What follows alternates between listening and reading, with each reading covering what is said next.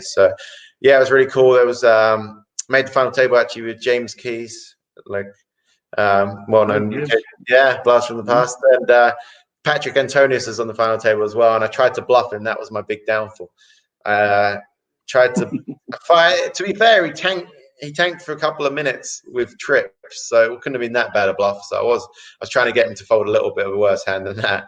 But yeah, so it was believable. But yeah, that was where it all started going wrong for me. And but still, it was a great score and an amazing experience. And my friends were there watching and stuff. So it gave me the live poker bug and made me want to play more.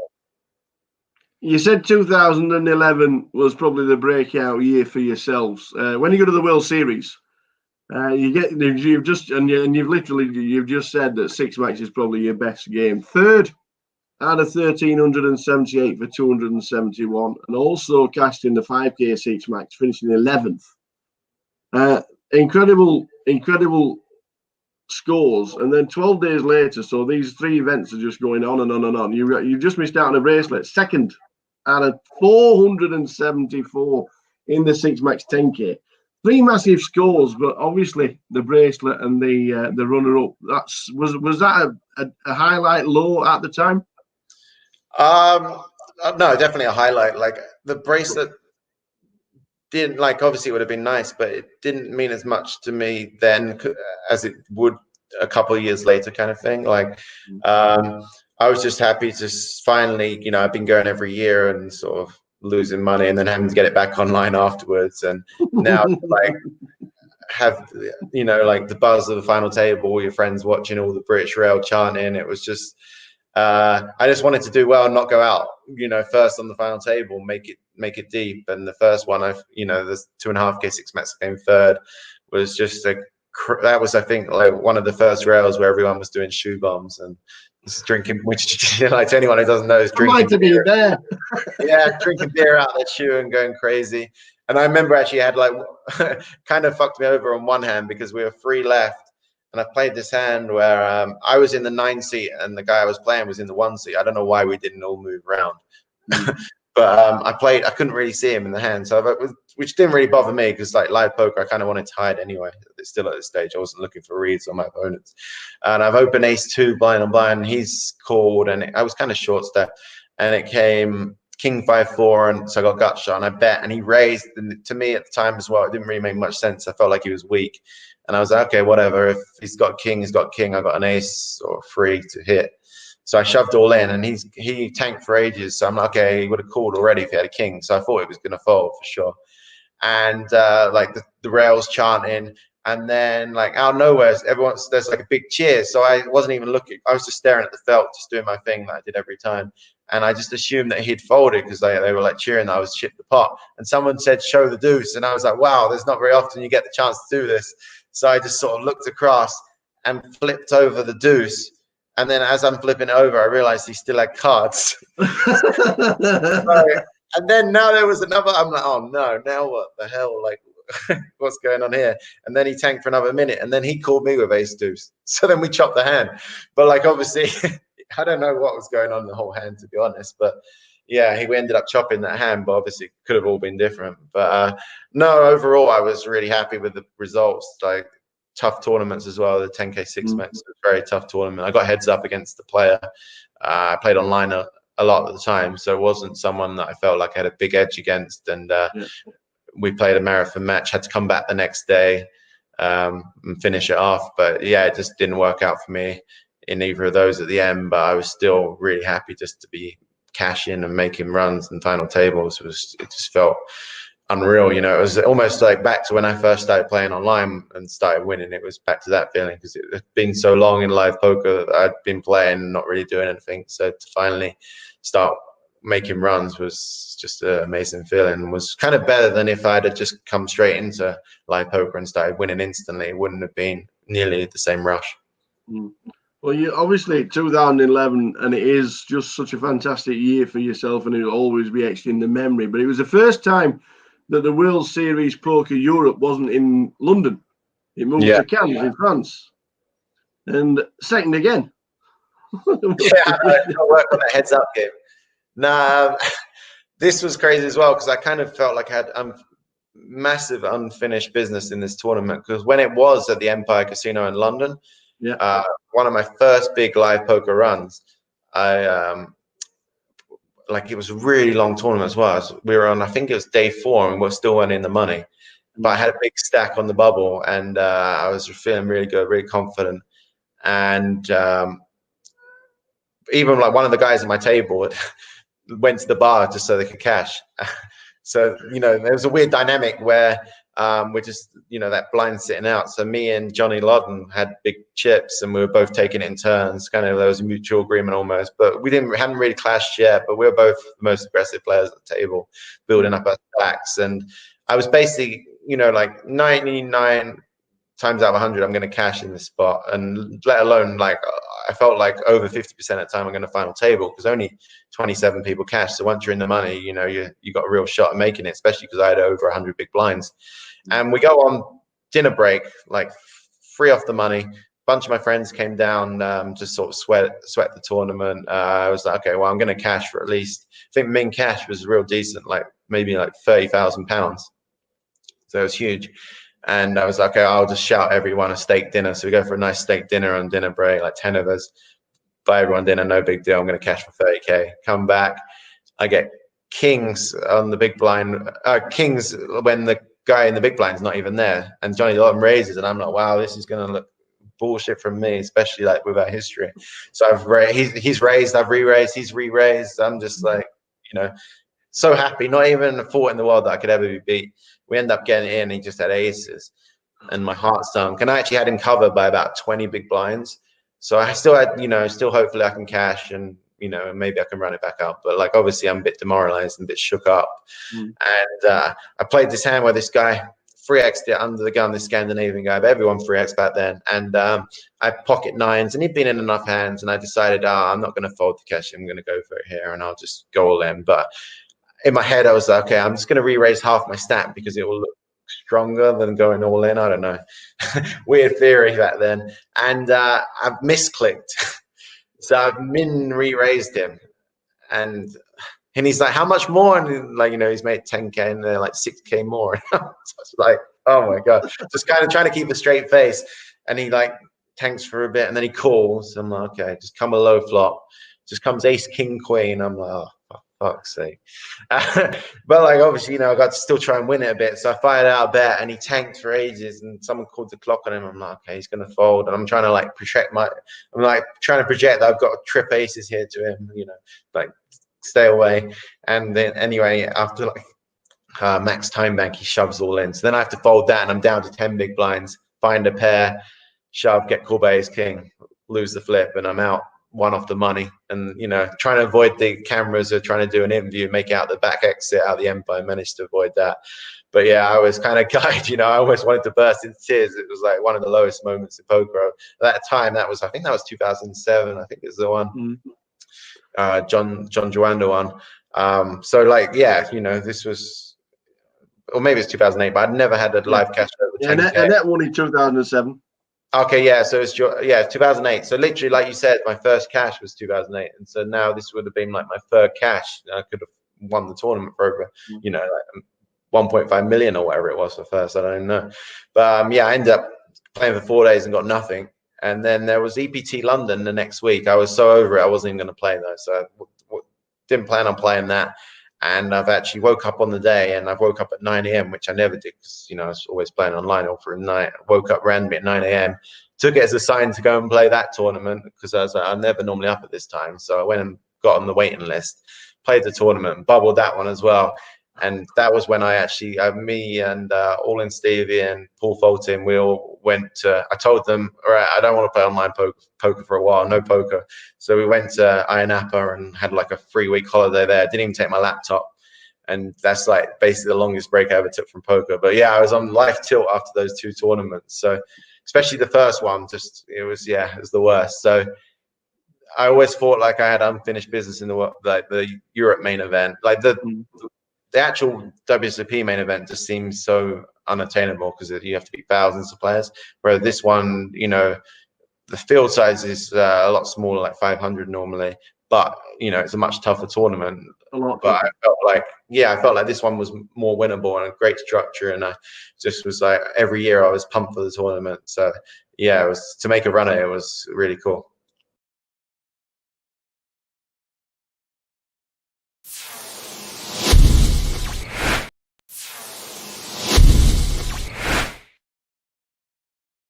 Two 2.3 million live in 2011, and you were still number one online.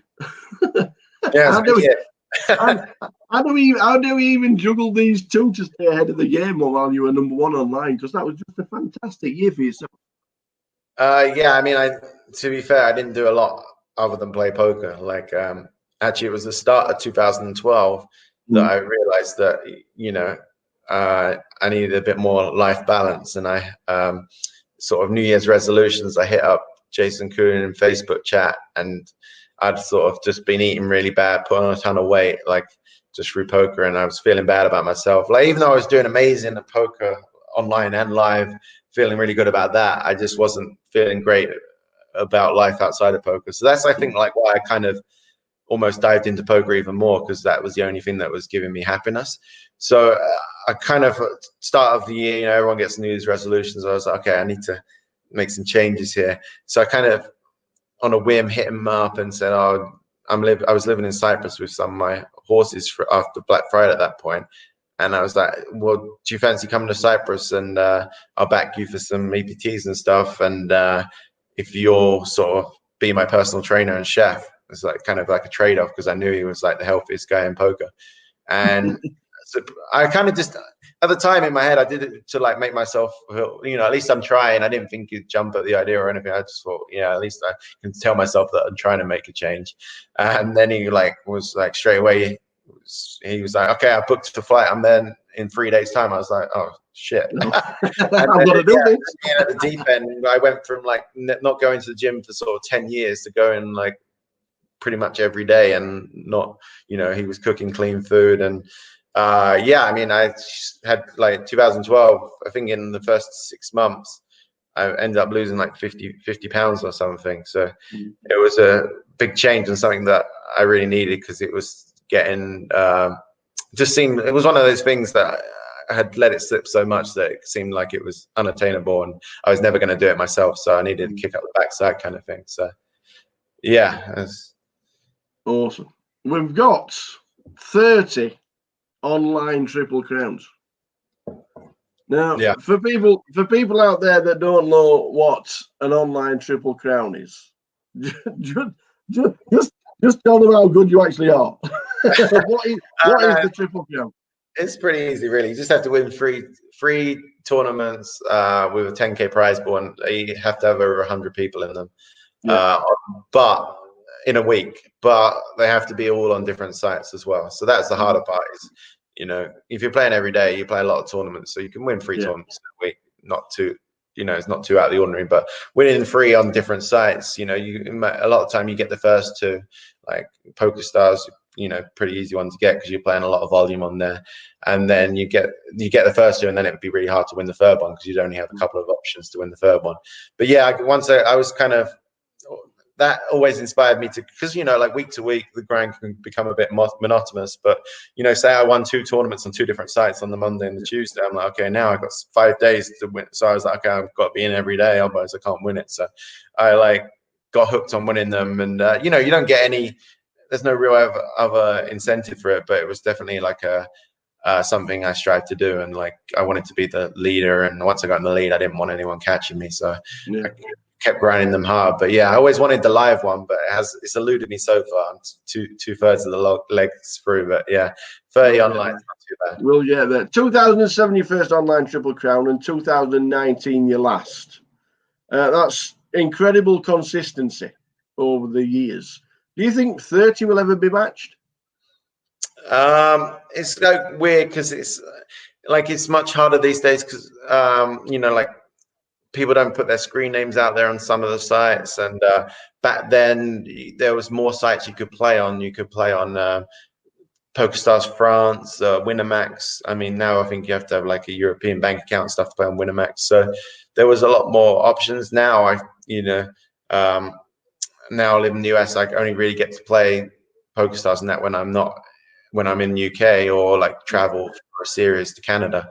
So yeah, now it's pretty much impossible for me to do it. And other people are like, it's not as easy with less sites. So who knows? I mean,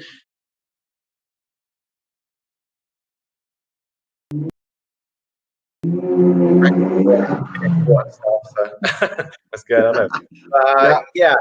Yeah, I'm sure someone will beat it one day, but it's fine. I was going to say, do you think you'll ever get it back, or all the grinding days, the long nights, the long days, have they just gone now? Is it the last time you were number one was 2014? Yeah. So and you've just more or less said that grinding nowadays like that is just a thing in the past. Is that number one slot gone forever?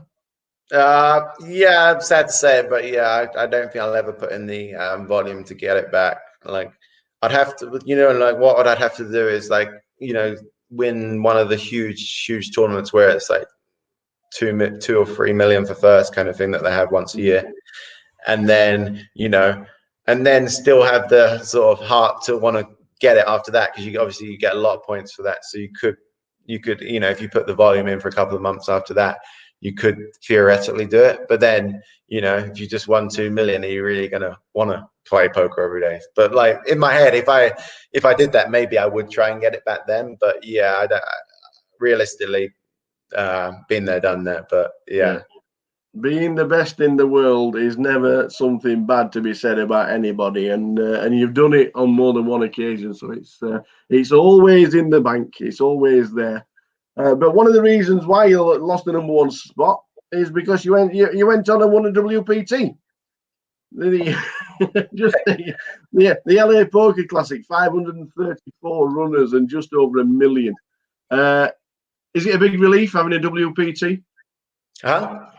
Was it a big relief at the time, getting yourself that WPT? I mean, it was just a big relief.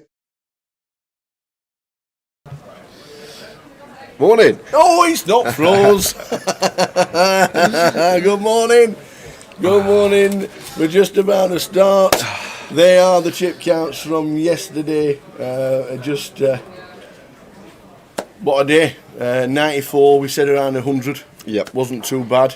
Anyway, 94. 20 is a little bit of a surprise to make it through. Like average stack yesterday, 85, 90k. Average stack on the day one. Is that what it was? Yeah, well, yeah. It's just times 20k by about 4.5, so what made it through. All right, nice one. Yeah, so... So, yes, it was a great... But Ben Windsor made it through, Tony Ringe, Matt Davenport. Did Gerald make it through? No, Gerald. Yeah, Where is he? Look up. Oh man, I'm looking down here and I'm thinking he's never got more chips than anybody else. He's only second in chips, is our Gerald. Oh, what a nice one, Gerald. But yes, we are ready for another good day. Good afternoon, chat box. Welcome to the live stream from London. As you can see, the deal is just about ready. Good afternoon, everybody. Everybody watch us on Facebook, Twitter, YouTube and Twitch. Get yourselves in. Fingers crossed there's no gremlins in the system because it's Friday. Well, fingers crossed we get back to what it is, and a full 12 hours of live streaming. Hope everybody is well. We'll get back to the table because we are just about ready. Who have we got, young man? Who have we got? In 1, it's going to be Olga Orlova. In 2, James Mitchell. In 3, Alex Howe. In 4, Oliver Hutchins. In 5, Christopher Kadji. In 7, Donate de Souza. In 8, Mitchell Jones. And in 9 is Kevin Warlow. Did you see Triggs' post? I didn't. I don't have Facebook, but PK was just telling me. He was saying it's the best 2 hours of live stream he's ever watched. It was. It's hard to disagree with that. It's definitely one of the best sessions we've ever had in a day one. It was just the whole 2 hours, just in thrilling stuff from... Afternoon, Leonard. Afternoon, John. And John says exactly the same. If we get a session like the one last night, it'd be one hell of a day. You're not wrong. And obviously, when we're starting at 100 with a 20k stack, yes, it's going to be a little bit quiet to start with. It always, unless we get absolute carnage with the cards, it is just the start of the day. But welcome one and all. Hope everybody is good. Afternoon, Spand. Today's got a lot to live up to from last night. Everybody's saying exactly the same. It was It was a cracking start to, or cracking end to the day, as people have said, and so many people have commented on how good it was. Well done, Trevor. We'll run through the winners of the National League as well, making it through for the diamond packages. As we know, Ewan McNicholas was crowned champion. He is still in Vegas after the amazing rail for Jack Oliver, who finished third for $3 million.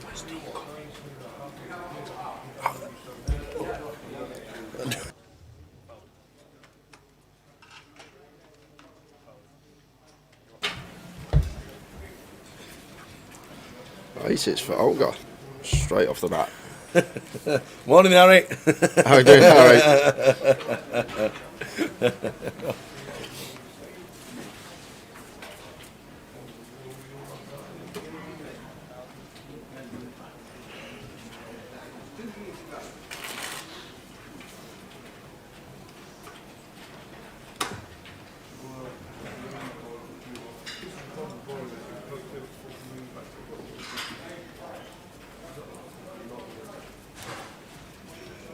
Oh, Ace is getting cracked straight away. Now Olga going to slow down now, and probably going to bet here as Alex after turning 2-pair, especially versus the flop sizing of Olga, opted for about 1.25x pot. Straight off the bat, Ace is getting cracked tower. Straight off the bat with the old 4-3. It's a good job it's a wet board, because Olga can get away from this. Yeah, it's annoying for us, but we're going to have to call once here a lot of the time with our aces, because it should be a board blind on blind. Alex is going to be repping a lot of the time. Yeah, good to see that she's calling once, she's just not passing. We'll have to fold on most rivers though.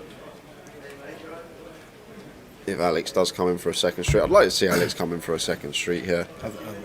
I'm just angling on the way of check. Yeah, the thing is, it's 4-liner to a straight here, but when Olga went 1,000 into 800 on the flop, like, it does seem a lot weighted to like overpair. She can have some higher cards with a bare heart in them, but I just think our 2 pairs are always going to be the best hand in this spot, the way the hand's played. So yeah, this is good from Alex. 4 to a straight, 3 to a flush, but just understand he's going to have the best hand here.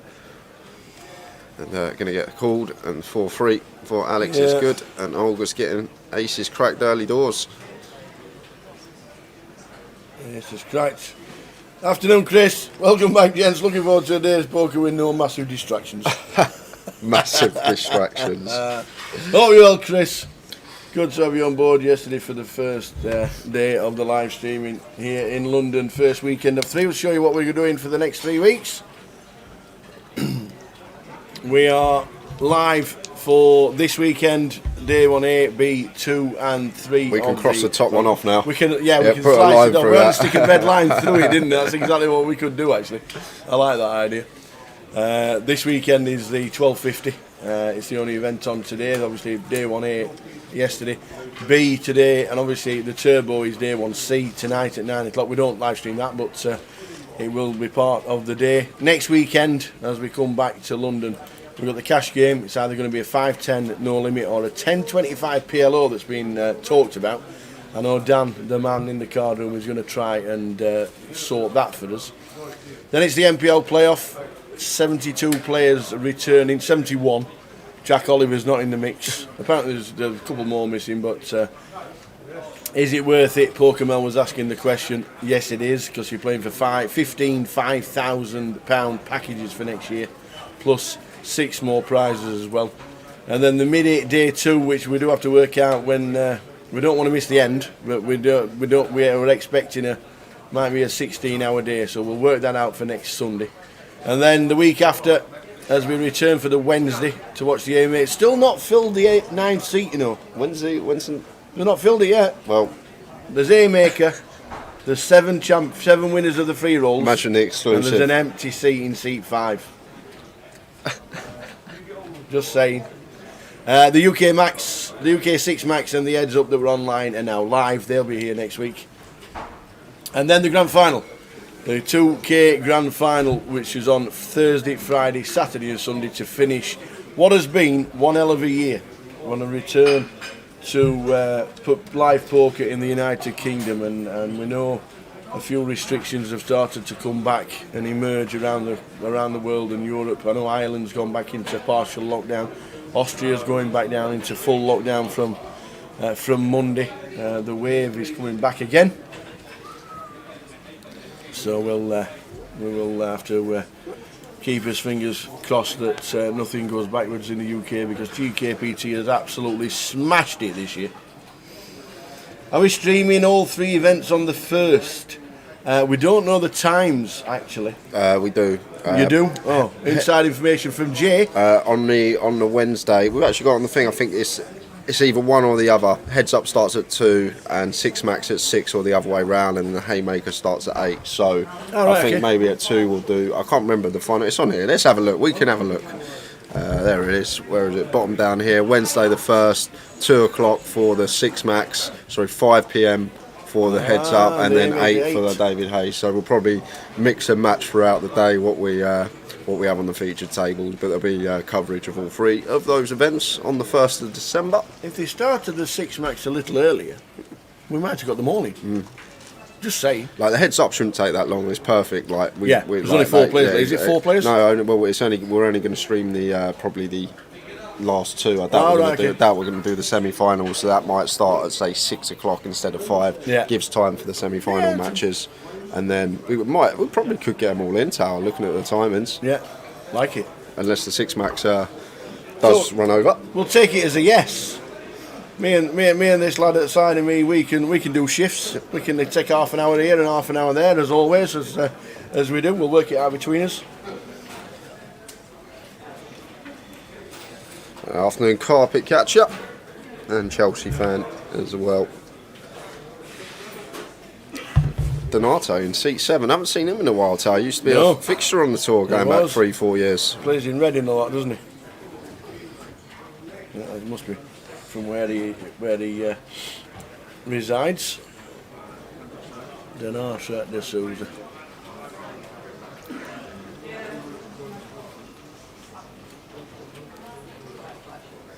So sorry about the graphics on that one.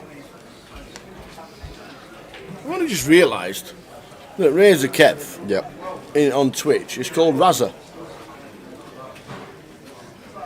Yeah. Why? I don't know. You know, was he drunk when he decided? Maybe he decided to spell my name. How do you spell Razor? I know, because I've had a few starter problems. Maybe the alias for Razor Kev was already taken, so he added an extra Z in there. That could have been it. Instead of adding a number Ian at Fraser the end. used to be called Razor. Ian Razor Fraser. I've not seen Ian Fraser for you. I'd love him to walk around the corner so we can have a cuddle, Ian Fraser. Top man. Got a few stories from Vegas with old Ian. Had some good times. Was on the circuit for the first 5 or 6 years of the GUKPT. Was a part of the fixture and fittings in the first 3 seasons, but then got into different things, and he's still well. Plays a lot of golf, does Fraser. Love to have a round with him. Good old Ian. So this is day 1B. We've already started with more than played the whole of yesterday. We're already up to 95, I do believe. Let's have a quick scan on the old Poker Live app, but I do believe it's 95. Might even be more now. 1 cash table running at the minute. Day 1B, 98. So there we go, we've already beat yesterday's event. And the main event, satellite last night, the cash out took 17,250, 13 seats and £1,000. And I'd like to say congratulations to Karen Arthur, who made it through yesterday. She was battling away. When we left last night, she had about 40,000 chips. and she sent a message this morning saying at 3:30 this morning I got myself a seat. I won't be in for the first level, but you'll see me tomorrow. So well done to Karen, well done to Wadey, who was the first person to get himself a seat yesterday. And I think he was the last person to enter as well. Was he? He told me he entered at 11:10 during the break on the late road, yeah. Wow. He was the last person to enter and the first person to get a seat. Yeah, I'm going to smash this, he says, and he did. And I've just seen Ken Wong. Ken Wong walking in. Not seen Ken for a while.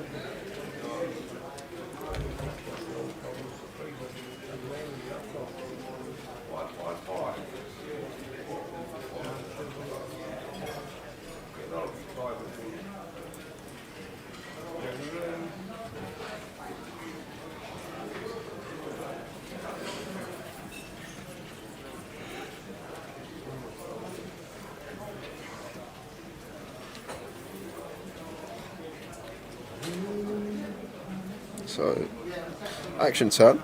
Both players turn in top pair. So Alex definitely going to lose a street at least. Should be losing 2 streets really. I can't see how he's ever going to be able to fold river either. Facing this 400 turn bet.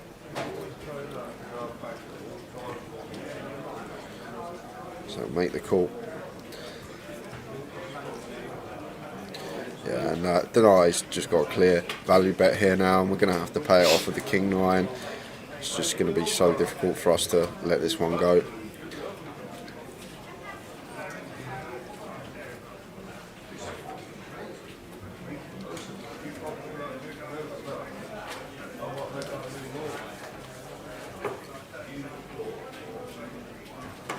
Well, Denai's opted for pot here, so gone very large. Still just going to struggle folding this one as Alex here after we turn top pair, and us being the pre-flop aggressor as well, mixing in a check rather than betting it straight away. It's just no surprise there that he's paid it off. Very hard to get away from that one.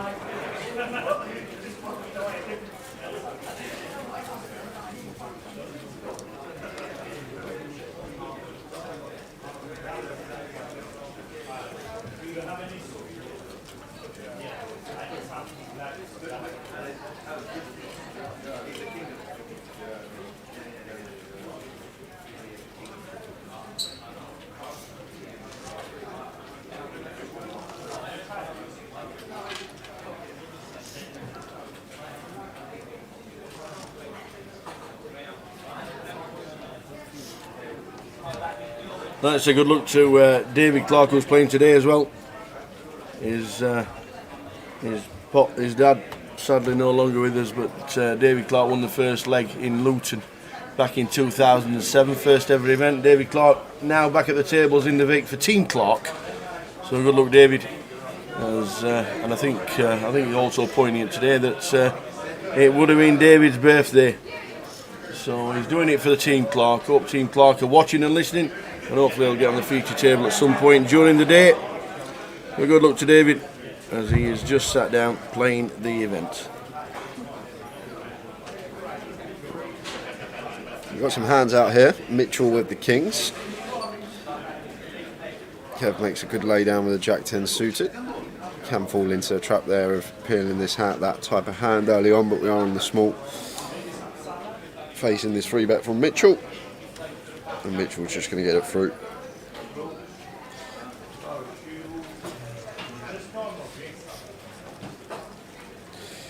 It's going to be a bit of the opposite from last night, guys. These early stages, just lots of small pots, not much going on. Need some cold decks for action. But after last night's session, still recovering from that.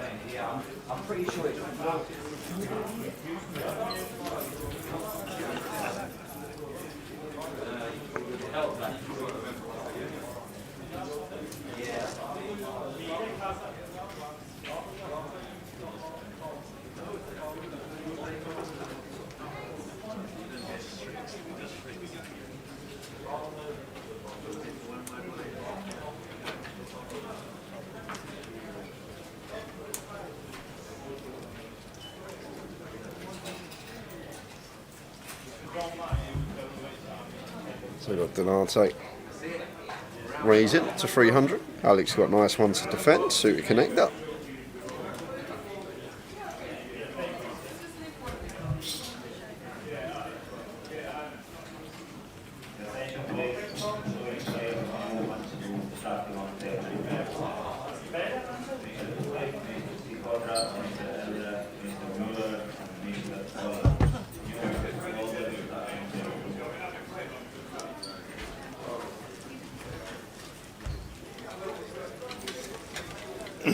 So Razor's set the line at 465. That's optimistic. That's very, very, very optimistic. Yeah, that would mean we need That means we need 400. 370 today. Would need then, Kev. Yeah, that is very optimistic.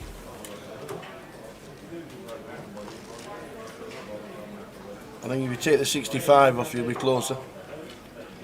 I think a good line might be 400 with the bounty. I think that will be pushing it a little bit as well. To be fair, now things have started to reopen around the country. Obviously Vegas is still on.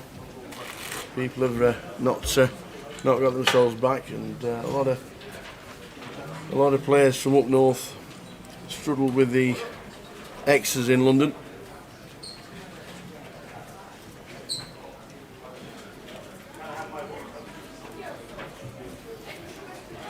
How are you?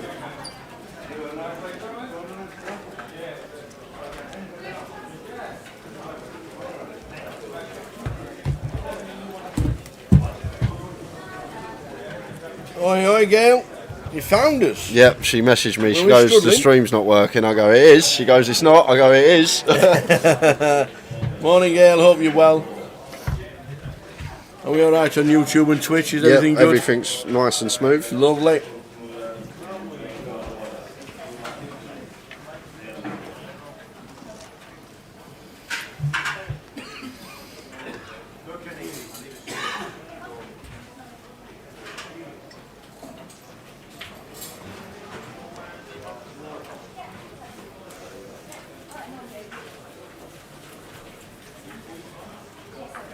And don't forget, if you don't want to play the big one for the full day today, there's always the turbo at 9 PM. That's always popular.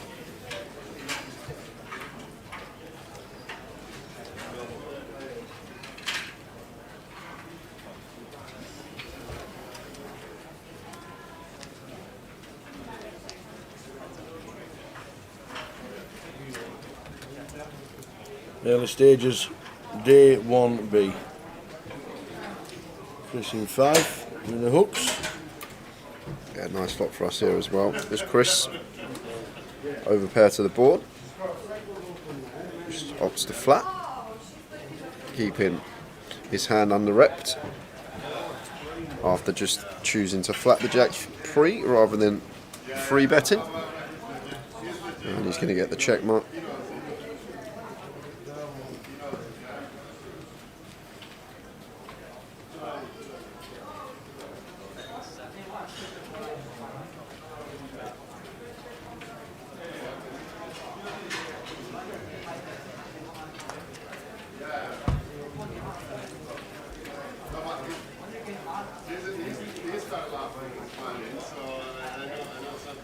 Yeah, expect that Chelsea fan, probably 750k prize pool. They're obviously going to be a bigger prize pool because of the buy-in, not sure regarding runners, but I do think should be over 400 for the grand final. I reckon they'll both go close, to be fair. I reckon give or take 25 runners either way. The grand final and this event are going to be fairly similar on amount of entrants.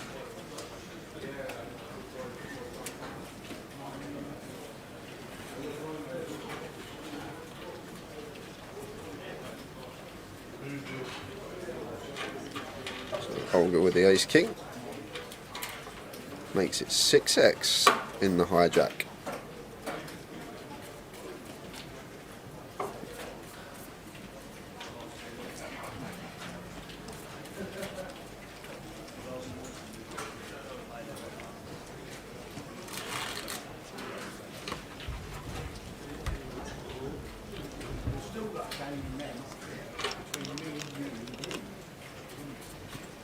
Morning, Barry. Barry watching on Facebook. Mr. Neville.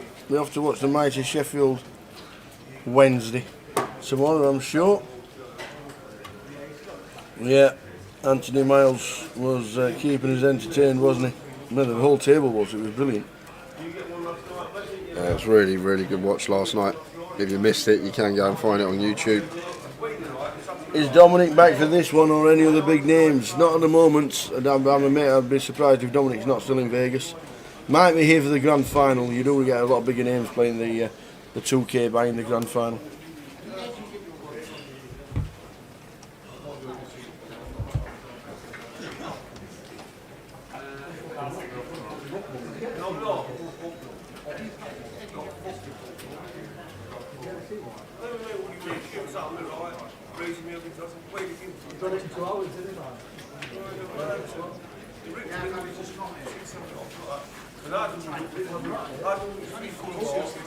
So Olga just going to limp the 8-7 suited. That's going to let James come in for an ISO.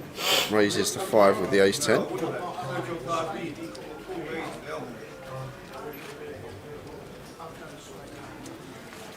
Olga not going to be going anywhere. She makes the call. Flop time, 9-4-5, rainbow. Gut shot, backdoor flush draw for Olga. And it looks like she's going to come in for a donk here. After flopping gut shot and flush draw, and it's going to work.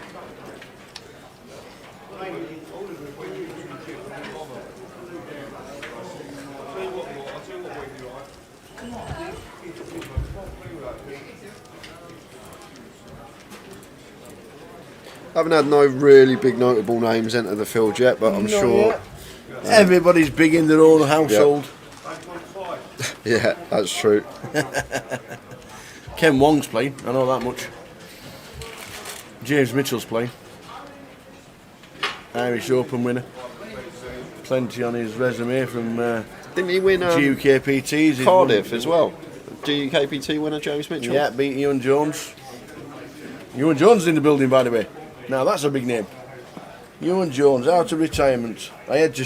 He was talking about Vegas. I was just sat chatting earlier on, and he was talking about Vegas. How he's missed it so much, and I've showed him the picture this morning that somebody's ordered a Jameson's on the rocks. Yep. Somebody's ordered. Now get this. Somebody's ordered a Jameson's on the rocks in the Wynn in Las Vegas. Now, if you know Vegas, they do try and take every penny off you. And if you just give them your wallet, they'd take it out and they'd empty it and they say thank you very much for coming. What else have you got? Jameson's on the rocks, $39 for two. Don't really mind that. Not pretty normal. But it was $3.50 for the ice. It was $3.50 for the rocks on a double Jameson's on the rocks. $3.50 for ice. Some expensive ice. At some point in Las Vegas, they will start charging for breathing in. They will. Would you like a cup of tea, sir? Yes. Would you like milk? Yes. Well, there's an extra $1. Thank you very much. It will be $3.50 for the rocks in a double Jameson's. It is insane. How does that even equate to life? How's that? Oh man, just unbelievable. And Ewan Jones was like, oh my days. He says, but I'll still be there next year. Already planning. And Olga going to come in for a donk once again. After the first time was led with the gut shot on the 9 high board. She's going to lead with a gut shot again here. And I like Alex's decisions of flat here. We can probably depends if we think Olga's never fold into our race. That's a good turn though. That is not a bad turn. Any quadzillas about? Check, check. They might bet here, Tower. You want to try and build a pot for yourself. There's definitely a lot of hands out there we can get called by. We don't need to go big, like 700 around that sort of remit. Third pot, get some calls from Olga's like 9x. 10x probably not going to fold. Flush draw is not going to fold against that size. It looks like he's gone a bit bigger, 1.1. No showing the quads. Not in this early stage. Chef Brad's back. Can't make it today. Just can't run well. It was just a bad spot. Ace king into kings. Just one of those things. Yeah, Plays itself. Nothing you could do, Brad. No, you can do. Nothing you can do. You've got Grimsby versus Southend to watch on telly later. I think Southend are a good price at 6-1. I must admit. The old 6-1 on Southend. Grimsby third in the league. Southend third bottom. I think 6-1's pretty decent. Grimsby's lost the last 3 games. I've been checking up on it, Brad. He's been in a lab ready for the treble tomorrow. Absolutely. Good evening, Sean the 147. Tower was the $3.50 ice, fresh or frozen? Fresh ice, that'd be water. For a cup of ice they charge here in Manchester, you can't say which hotel, but they charge £2 for 4 cubes of ice. When does that become a thing? When has sticking a block with water in it into a freezer become chargeable? That's ridiculous.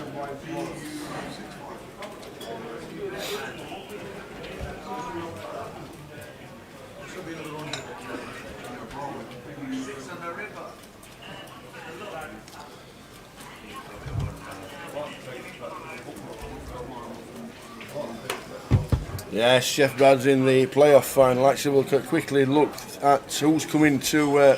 No, disappeared, son. Next week we have the playoff final. We'll bring you the players who are making it through from number 8 to number 80. 72 players making it over. 71, as we know, Jack Oliver will not be making it. So you've got a better chance of winning a seat. As now one of the best players in the world. Third. The third best player in the world. I like that. When you go with football, yeah. If you finish second in the League. World Cup, yeah, or the World Cup, why are you not the second best team in the world? For that given moment. I don't work that. Every 4 years, you have to. You need to set the bar and set where the teams are. If you finish second, you finish first in the World Cup, you're the best team in the world. If you finish second, you're the second best team, and it works like that. That's the way it should be. To me, Jack Oliver at the moment, third best player in the world. 3 million in his back pocket as well.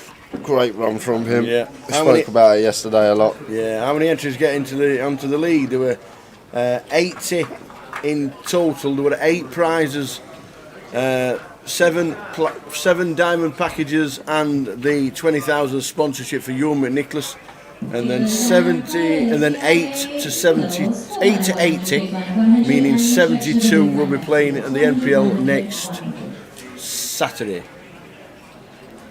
How are we doing, Kemba? Oi, Tower and Jay, just having a bit of lunch. How are you both? All good in London. Ah, we are. We're not being charged for ice. I feel like I'm winning. Just don't tell anybody. They might all start doing it. What happens if you get crushed ice?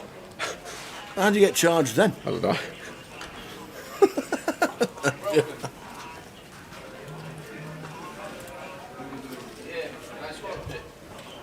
Seat 7 is Portuguese. Arshan de Souza. Dinatra, sorry. There is an Arshan, isn't there? Dinatra de Souza. I'm sure he lives in Reading. Or around Reading.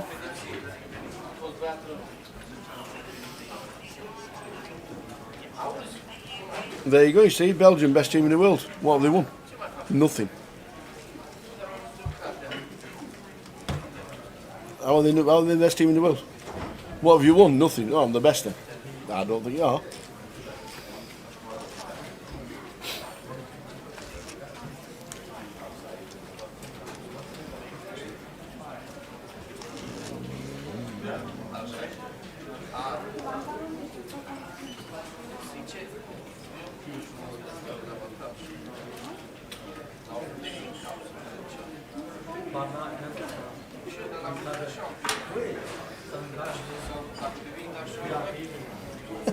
If the ice melts quickly, can you ask for a refund?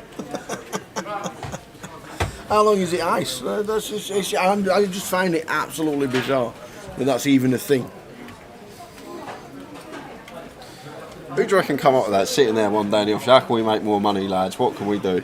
And then someone's just go, oh, I've got an idea. Somebody in an office in Vegas will be, every day they go into the office at 9 AM and say, how can we get more money out of everybody's wallet? And that is definitely one of them.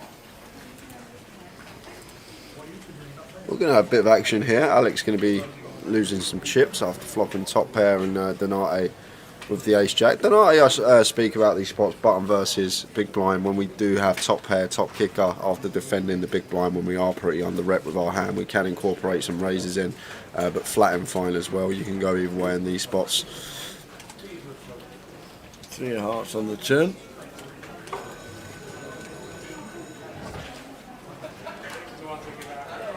So Alex, same either way here. We can either start trying to get some more value from some worse Jack X or some 9X perhaps, or we can put in a deceptive check, try and induce some bluffs from Donate on the river, or try and get some calls from some like 4X, pocket 5s, pocket 6s on river after our deceptive check back. But he is going to just come straight in for what he believes is going to be a second street of value here with a Jack 10, 5s for 600, and Donate not going to be going anywhere.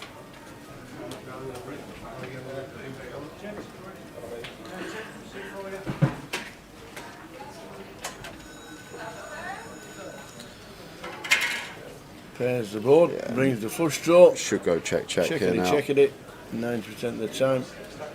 The ace will play for Donate.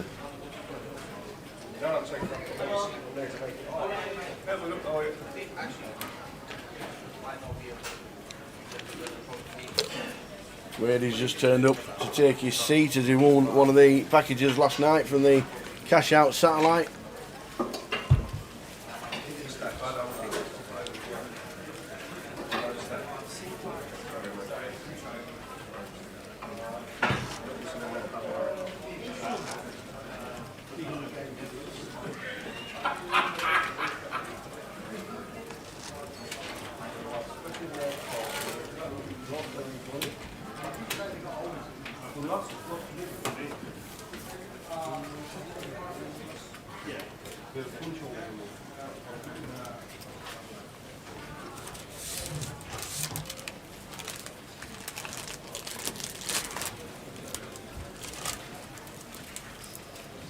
So Chris, going to open this one on the button.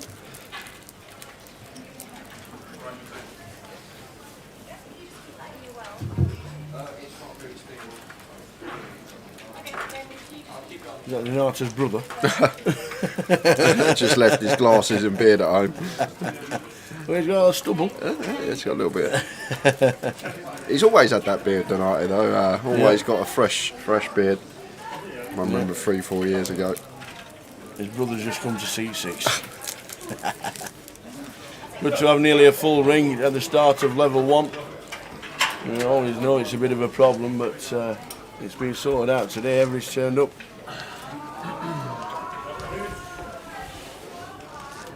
Will be over 100 runners now for day 1B.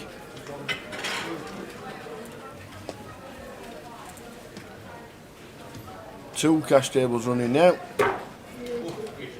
and 113. There must have been about 14 when we left last night, cash tables running. There was a lot.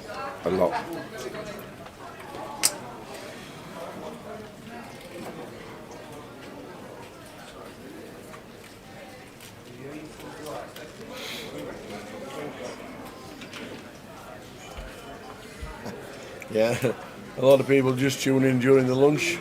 Hope it's a good day at work. We'll be back.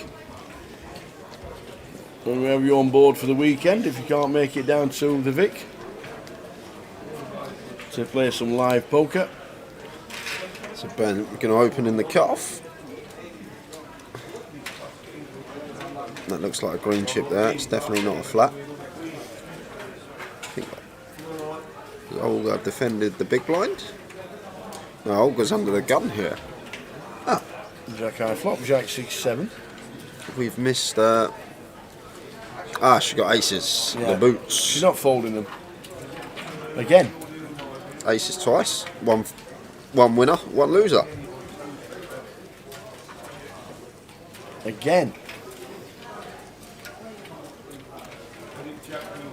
Early stages, day 1B. Tea time? Yeah, I'd love a. Yeah. I think I better go with a coffee. Need a bit of a You need a bit of a boost. caffeine boost. What, in the first 40 minutes of the day? You need a boost. What's going to happen in 10 hours' time? I'll be all right. You want 2 coffees? No, just one's fine. It's just that when you've only been up a couple of hours, you need that. Yeah. Need some caffeine in the system to start the day. Coffee's on its way. Sugar? Just. I'll have half, please. Half? Yeah, half. Oh, now you're taking... half? Yeah, half a teaspoon. Well, how do I know? Do I have to measure off? What happens if it's a big spoon? Approximate. Right, thanks. I was off. Yeah, please.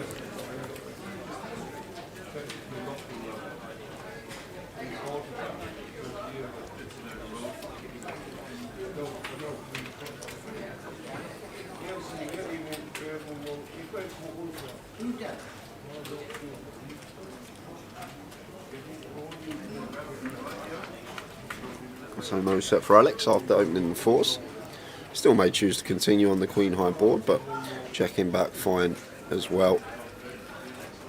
7 of hearts on the turn, and if it's checked over to us again here, as Alex might choose to come in for a bet, and we're actually faced from this lead by Kevin, who just makes a quick fold with the fours.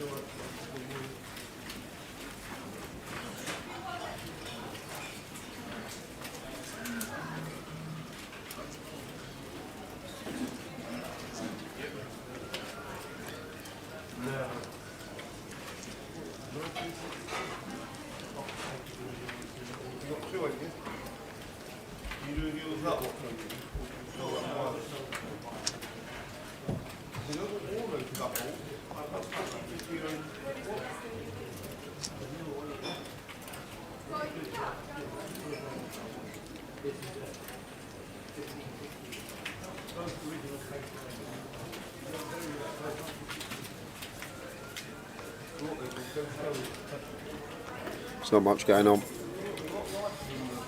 First session of the day. You are just tuning in. Day 1B here at the Vic. We've got 100 in already, so more players already in than entered yesterday. We had 20 making it through yesterday from the 94. This is what we always expect early doors, unless certain players are on the table that spice things up, but just a lot of feeler pots settling in to the day. Any questions for either Tower or myself, stick them in the chat. Anything you want to know about upcoming tournaments online.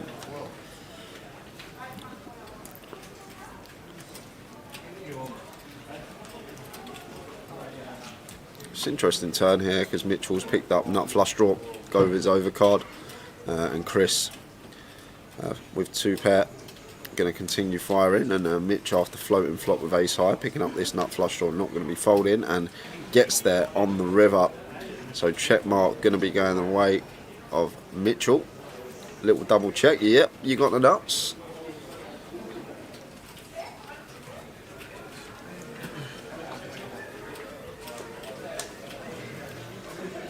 Thank you. I'll be checking this half a sugar in there. Yeah, The old I'll taste tell you test. what, I had to take 3 grains back out.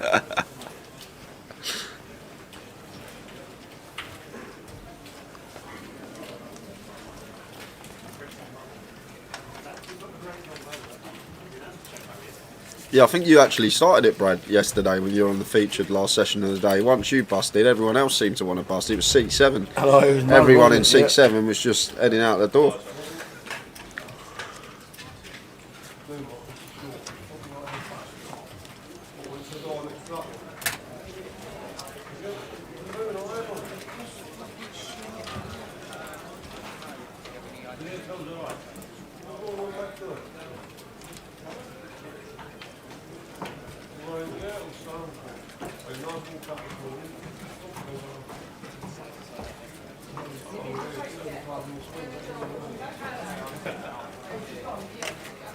Cheers, Brad. I hope you do. We'll be ready, waiting. No, desserts next Saturday for the playoff. It would have been steak, it apparently. it would have been tomorrow, but he didn't make day 2. Unbelievable. Braised steak apparently he's bringing in. And some desserts.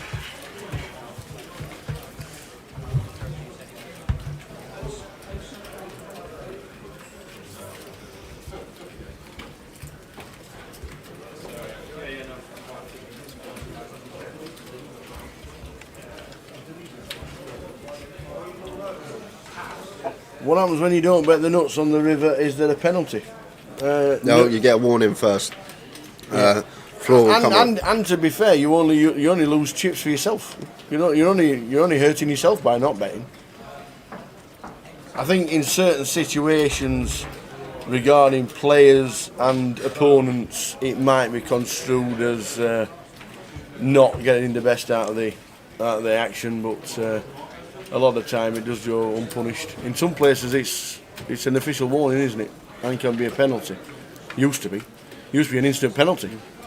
Now I think I think they just thought about it and thought, you know what, the player's only penalising himself by not getting the chips and not betting. Yeah. But if you look at the situation you're in, if you're in a local game and you're thinking the players are not doing it because it's his friend and stuff like that, you can always just ask for the floor. Oh, you could do, Brad, if you want to come down for the turbo tonight. 10 o'clock, so it would only be an hour. If you get here at 10, you'll be coming in at level 4. So blinds are still going to be fairly small at that stage. Level 4 is going to be 100, 300 level. So it's up to you. You're still going to be having 70 bigs. I know it's only a 20-minute clock for the turbo, but still going to have decent sized stack if you do want to have another shot at it.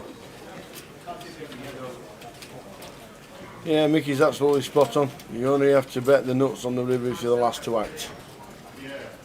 Obviously, you can check for hoping that somebody's going to be betting to you in any other situation. Good to have you on board, Mickey. Hope you're well.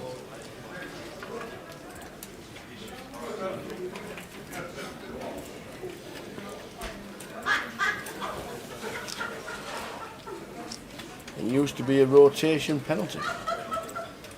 Says Chelsea fan.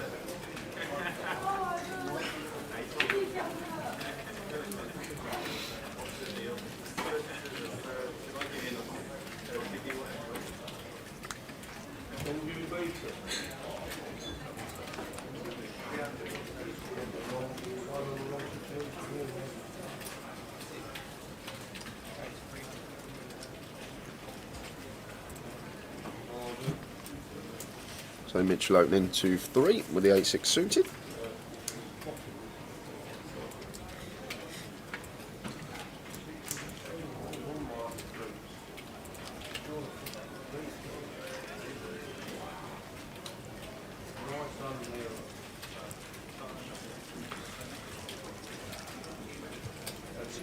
Was it a paired board, Brad, when you had a Royal in Manchester? Just out of interest. I'm hoping you're going to say yes, but I think I know what the answer is going to be. Okay, fair enough. Yeah, I don't mind the check then. I was going to say, if you checked on an unpaired board when you got a Royal, it's never getting anyone to bet that spot when you got the 2 flush high cards, meaning no one can ever really have anything to bet. But fair enough if it was a paired board, like it. Luke, I'll chuck it up for you now. What we got? The Mini. The Mini, yes. Monday. Monday. Sunday. It starts Sunday, actually. I just said Monday because that's going to be the day I'm playing, but it starts Sunday the 21st. 3 p.m. Monday at 3 p.m. as well. Turbo on the Tuesday and day 2. And don't forget there's a day 3 of the Mini, as it got thrown in Blackpool and became an instant hit with the players. Like 3 a.m. finish with 15 left. Like 15 players at 3 a.m. is going to be 9 a.m. by the time you're done. It would have been a 9 a.m. finish, that event. Yeah. So yeah, great idea, and they'll be part of the festival next year. You're going to get news from Jim this weekend as well regarding London's schedule, hints for Goliath on what's going on.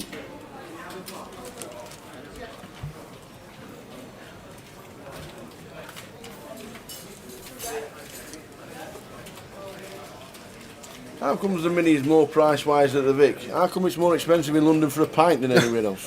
I think it's just because it's a grand final, Kev. That's all it is, grand final. Buy-ins It's go up a London, little mate. bit more. It's London. Packet of crisps down here are £2.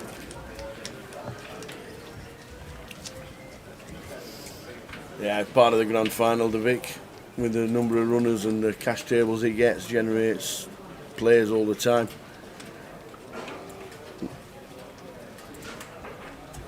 You won't be able to flick in a two grand event in Walsall or Edinburgh or places like that. London is London. There's like 11 million people live in this town.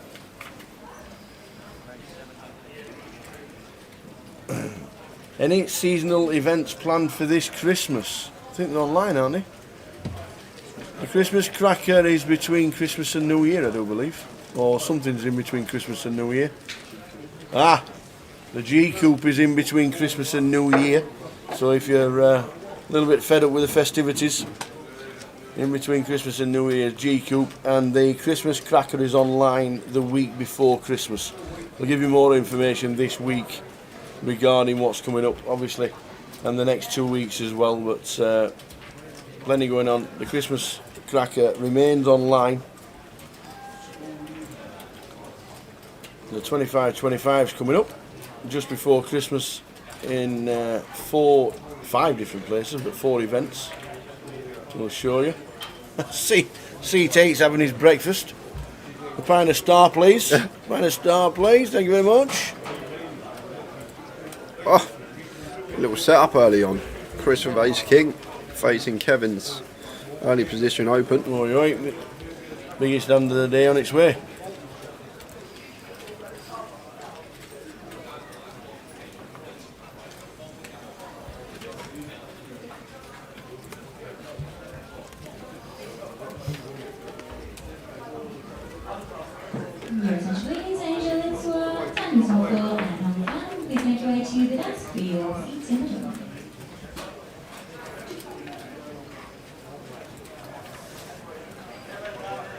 So back on Kevin here.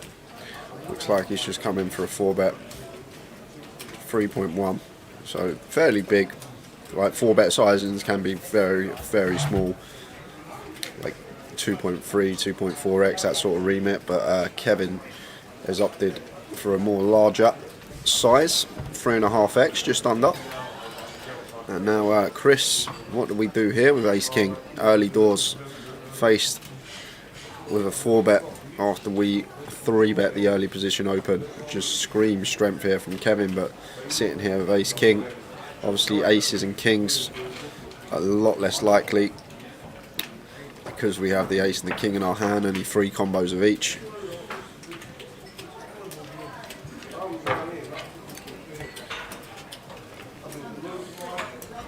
Opts the flat and not gonna do any more chips. I don't think Kevin, once I see that 4-bet size from him, I'm not sure if he's going to choose the right sort of size on this board. Like we need to go small here, like 1500, around that sort of price. Keeps like hands like Ace King in, but I think Chris, once he's 4-bet into that 3x size, I'm not sure if he's going to opt for a legitimate size in here. He's not. He's gone 4.5, which is just way too large. The Ace King can just get out of the way now. We want to go really small there, induce some floats with Ace King, Ace Queen, with a club perhaps. Obviously we're going to get called by overpairs anyway, but in those 4-bet scenario, really size down, give yourself a good price. Don't need to go too large. 2/3 pot there, just maybe a little bit too big of a continue.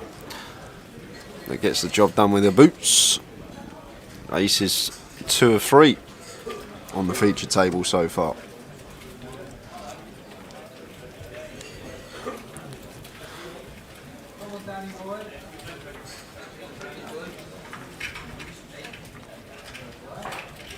Your attention please, home fan, please make your way to the desk. Your seat, that's home fan to the desk. Thank you. When does the National Poker League start again? Today. Yesterday.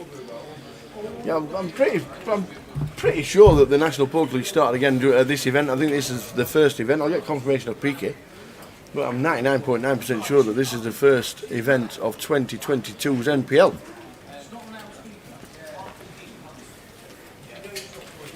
So Olga opening 7x with the ace jack. King jack 8 2 diamond board.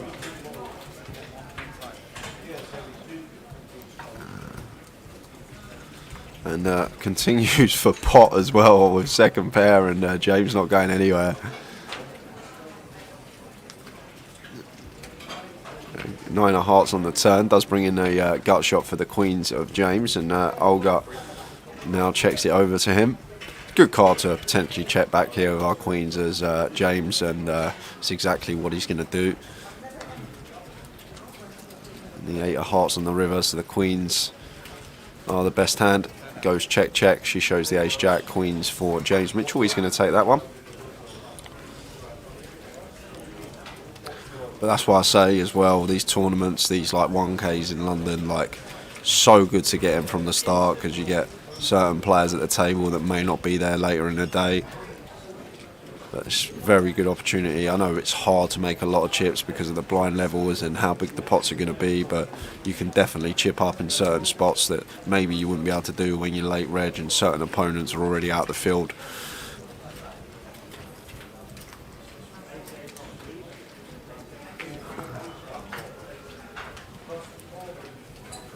Good luck if you're coming down for the turbo later.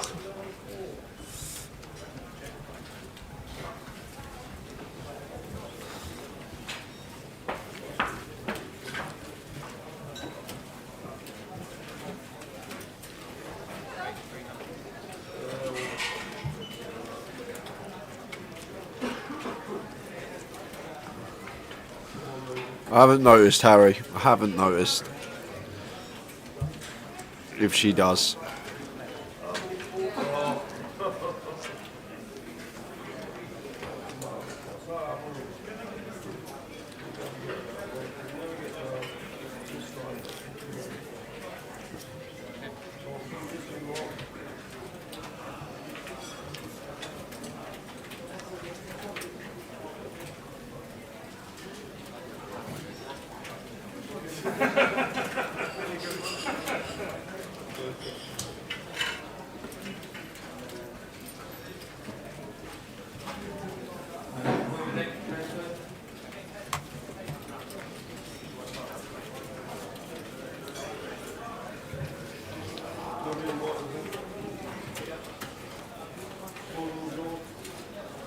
Online, Jack, there will be ones running on the client for the mini main satellites, but there's none in the club. I don't think so on Sunday.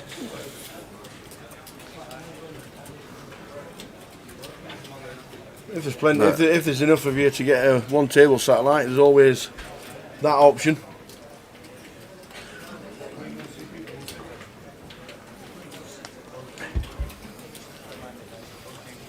As Jay says online, here's the place to go.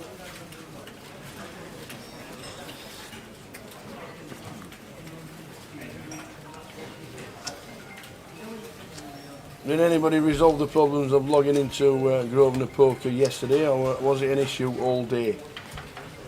Hopefully it was resolved. I'm logged in straight away today. Still got me £5.70 in. Still there. Come on, Tower. It's going on directly. It's going directly on Tower's treble tomorrow. All of it. I'm all in tomorrow.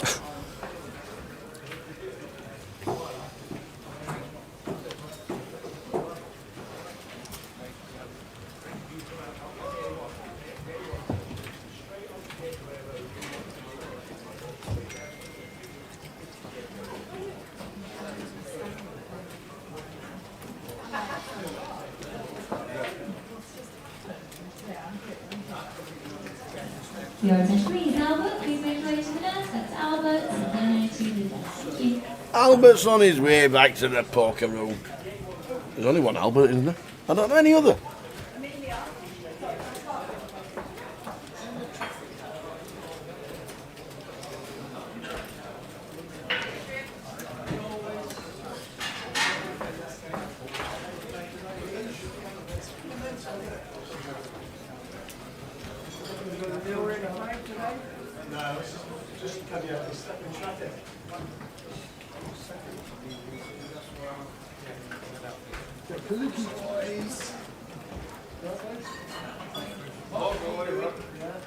So pot going the way of Donate with the deuces.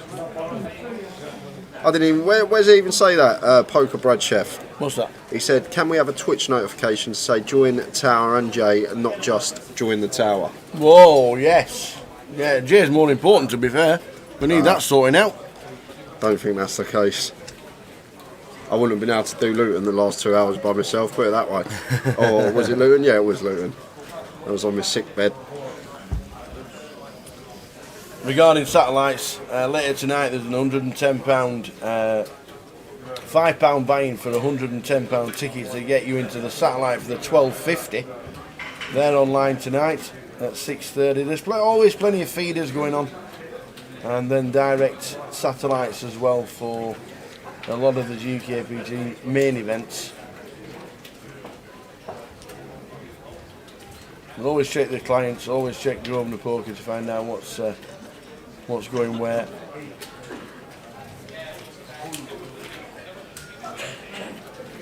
Get yourself in for a fraction of the price. It is always the best way. So they do the 25 pence buy-ins to £1, to the 5s, to the 30s, to the 110s. That's the way to do it.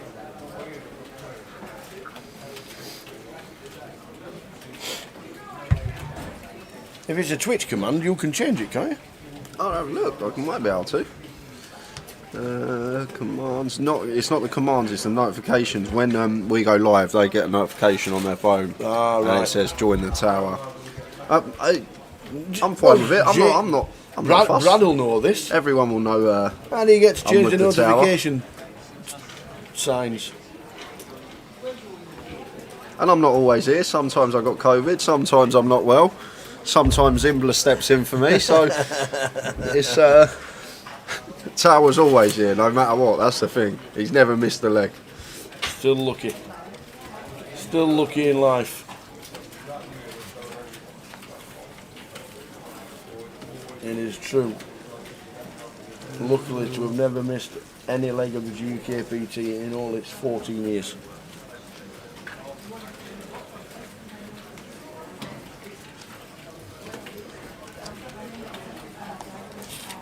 Oh, this is good. There we go. Giveaways, you can like put a little bar up. Like it's people that are regulars watching the stream. You can give them extra luck in the giveaway.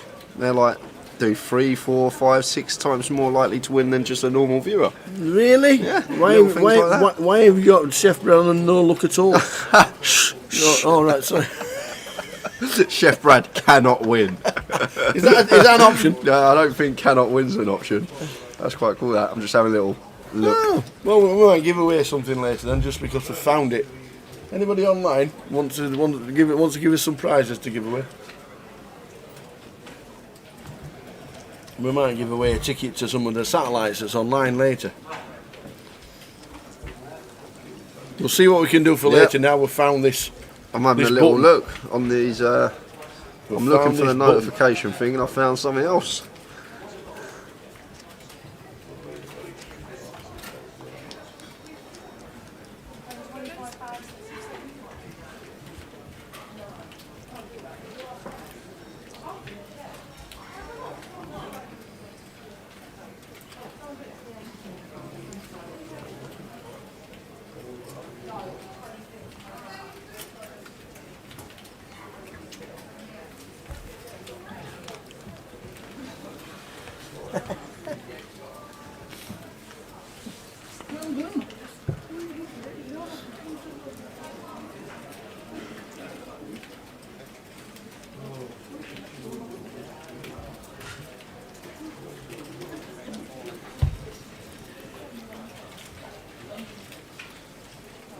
So Oliver going to take that one, an unknown holding.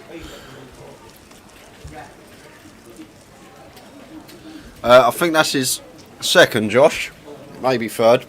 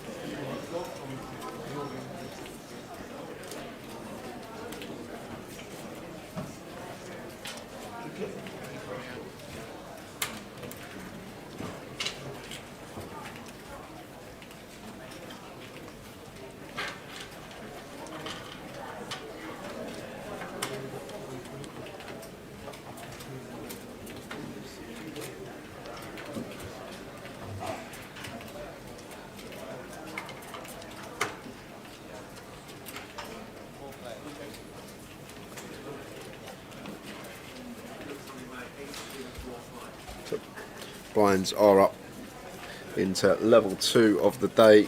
Big blind ante coming into play. 100, 100, 100.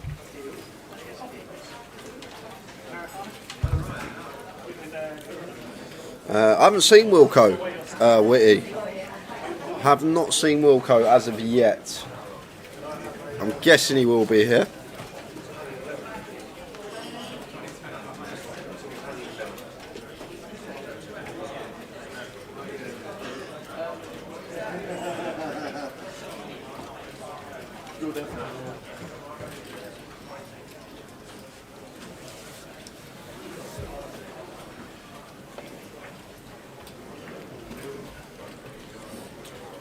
Okay, he's on his way down.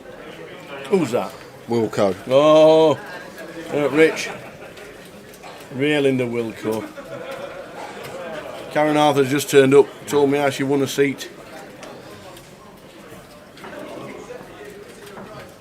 Got up to 80,000 with aces. And then the blinds were 4,000.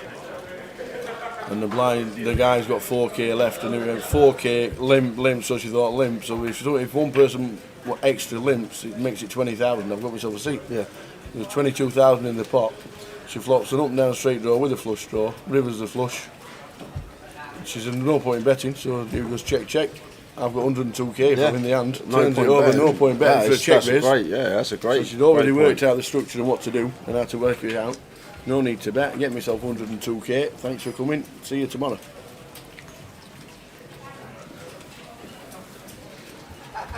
Good effort. Hey! Okay. Here come the 18.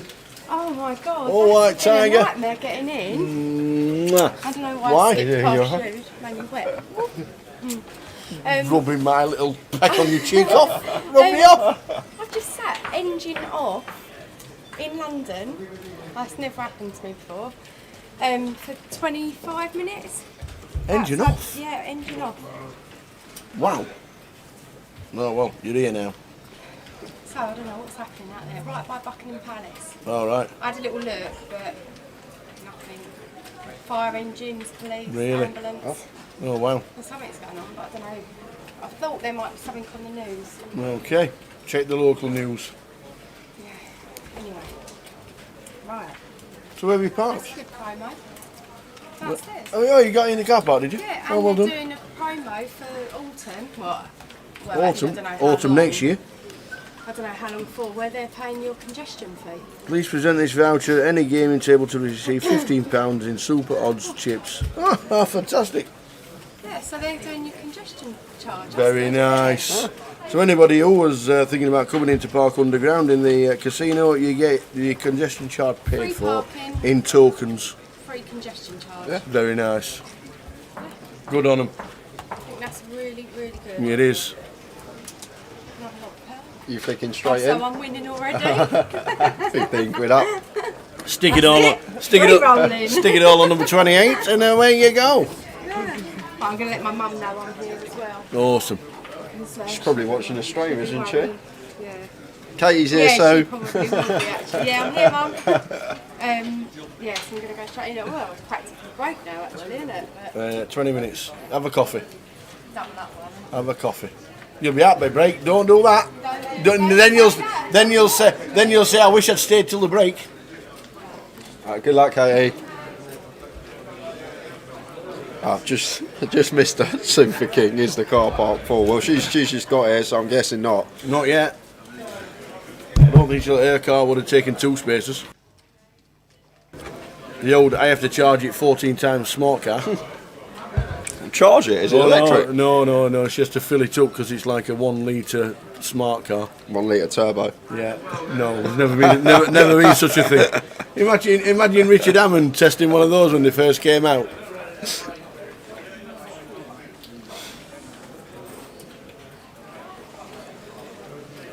What's on YouTube, Mickey? Yeah, he's talking about Super King's question. Does Grosvenor give access to archive video footage as I would like to watch this year's GUKPT Luton? It's all on YouTube. Absolutely right. Thanks, Mickey.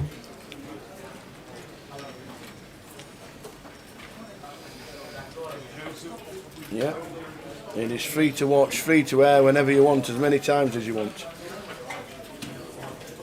Not a nice run out here for Kevin after flopping a flush.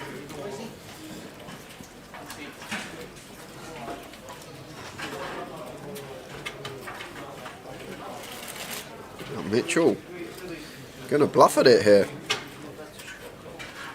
Turning his 9 into a bluff. And Kevin, who flopped the flush, redraw to a straight flush, not in the best of spots here.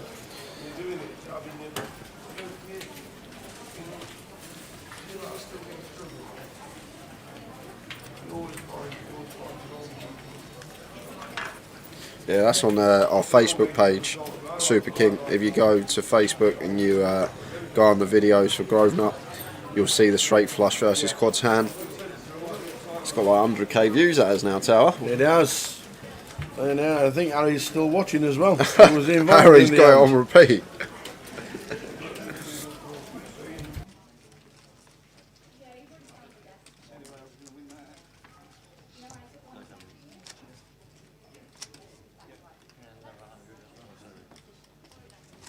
Is everybody at the same chat? Do these feel really low to you? Or? That's you. I am short, yeah.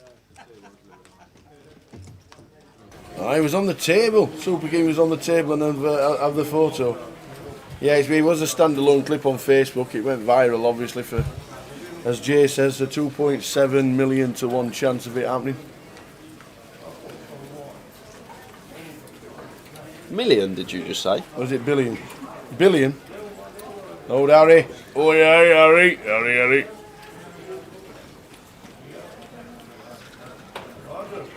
Good player, Mitch.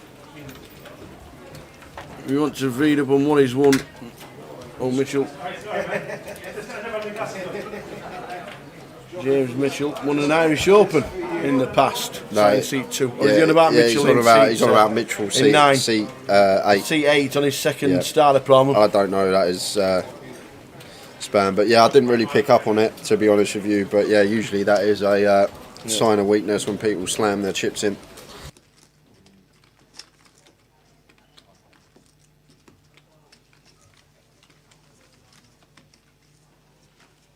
that electric now?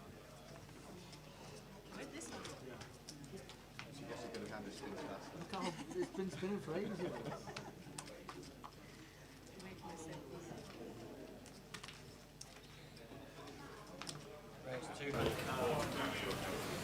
Is a sign of weakness not usually its second pint in on the first level of the day? Is that a sign of weakness? Or is that a sign of I want to enjoy myself regardless? Yeah. Sign of I'm here to have a good time no matter what happens. Absolutely. I can see Bouncy. Got himself a 10k package for next year. Kevin's got himself a royal flush draw. Double gutted as well. Big flop for him with the Queen 8 off.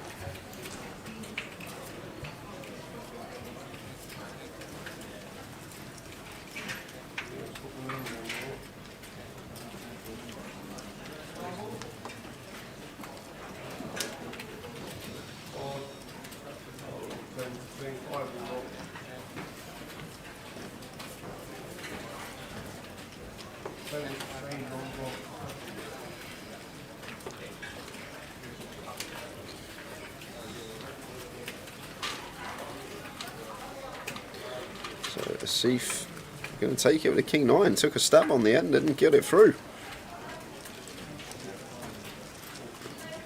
So this is the first event of the 2022 NPL. Well done to all the winners, and we look forward to seeing you next week if you come into the live playoff. Somebody asked a question yesterday, Poker Mel said, is it worth coming down? There's 15 £5,000 packages. There's 71 runners.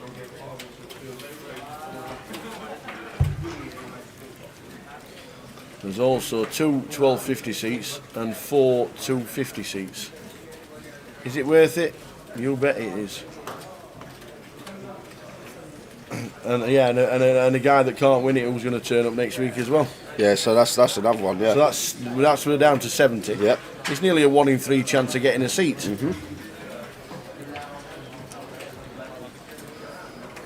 Now, a couple of names that can't make it. You know, Chef Brad's in the field who can't win it. Are there any weekly or daily comps at Blackpool Grosvenor, says WGW? There's 3 events Remember we per week.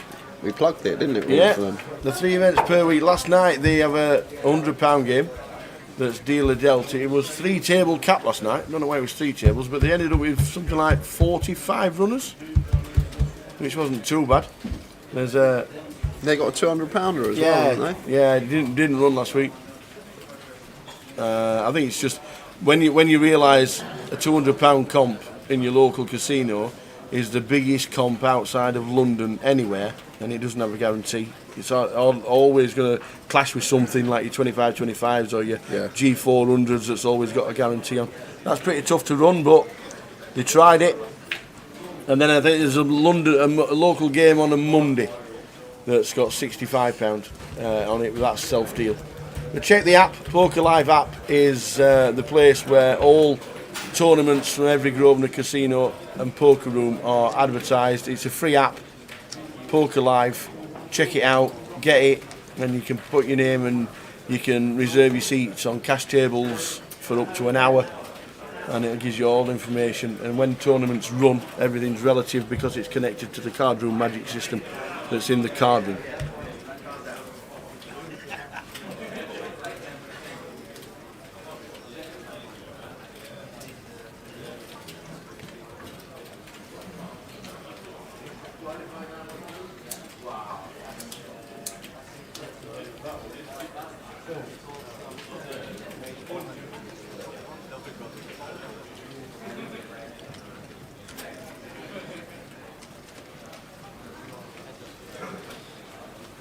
So blind on blind. Ace 10 versus King 8, and Alex flopping the best of it. Top pair for him. James going to continue with his Broadway draw. Alex not going to be going anywhere with the King 8. Should just be calling.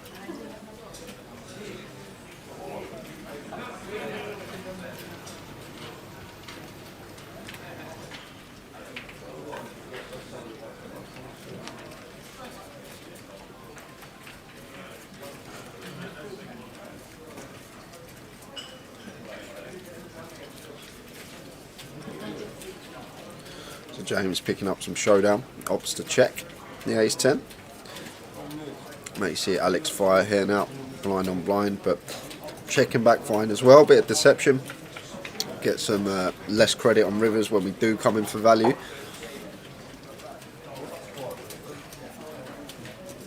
So now definitely should be value betting this one, as Alex backdoor hearts just wants James, bets flop, checks to us twice. King 8 here almost always going to be the best hand. Maybe try and get called by some 10x that he picked up some showdown with, some Queen X as well. Although maybe Queen X may veer on the side of check more often than bet on the flop. Don't need to go too big. It's a nice small size, what I expect to see. It has gone fairly big, 1.1. So 2/3 pot on the end. Your attention please, Kamal Casine, please make your way to the desk, and Katie, that's Katie Swift, Kamal Casine, to make your way to the desk, thank you. And James makes a good fold with the ace 10.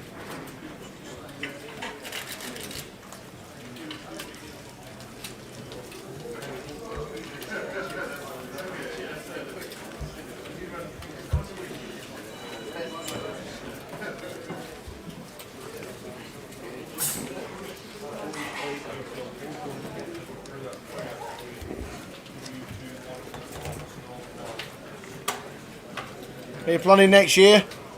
Are you planning next year? There's the dates for the schedule. We hope to have schedule news regarding leg 1 sometime this weekend from Jim regarding what events are going to be on leg number 1. They'll get it all sorted out, and hopefully things will be put into place regarding the actual schedule itself. But they're the dates set for 2022, as we've just started the National Poker League 2022. They're the dates. Get them in the diary and make sure you are fighting for them places and them prizes come next year. This year it was an absolute barnstormer. Stormer. 8 packages. A 20k package and 7 10k packages, and there's 15 5k packages to play for. Amazing. Back to the table. Olga's getting the cards, but James Mitchell has got us strangled at the minute. Yeah, Olga opening some really large sizings as well, Tal. She's opened 7x, 6x, and now this time 9x, and literally at this stage you don't need to go no more than 3x. As soon as you start opening these big sizings pre-flop, all you're going to do, especially with a hand like Ace Jack, you're just going to isolate a better range of hands. You're only going to get continues from hands that have us beat and dominated.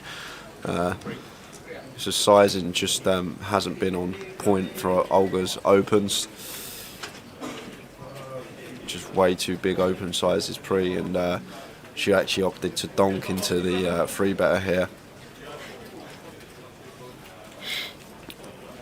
And, James fires for 10k, setting Olga in with the Ace Jack. And the other thing to be aware of as well, once we open 9x and we still get 3-bet, like Ace Jack's just never going to be the best hand. Like James isn't going to attack, although it's a cut-off open, he's not going to attack a 9x open as a bluff. It's just always going to be value, and now we've just got ourselves into a whole world of trouble.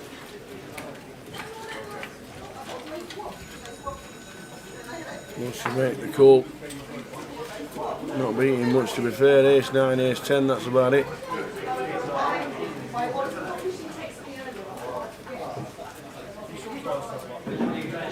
That's why it's so great, Brad, to get in these early levels. You get like some players that are just there for a good time to just see how they get on, maybe taking a shot, maybe not as experienced as the rest of the field. You get these sort of players from the early levels where you can make some decent chips and you can chip up nicely. And I know some players prefer to reg like level 6, level 7 when blinds are a bit higher. But I've always been an advocate for regging from the start for this reason. You just get certain players that aren't going to be in the field at level 6, level 7 sometimes.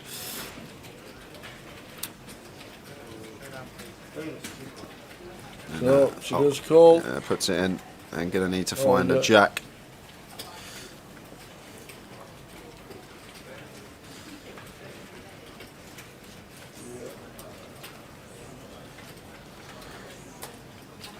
We need a jack. Coats on. We need a jack, and as we can see, there's only one of them left. And it's not, it's a 10. So James Mitchell takes Olga out. Olga all over. She will have the option to re-enter.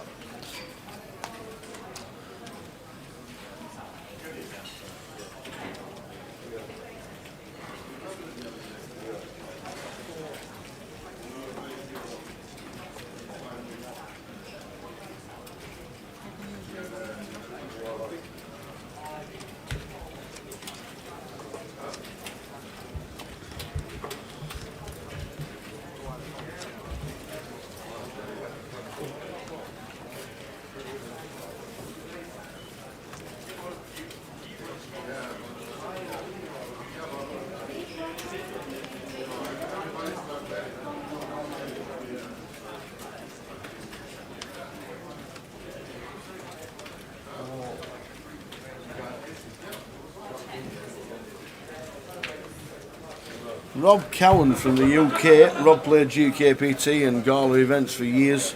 He's chip leader in the 3K PLO in Vegas with 24 players left.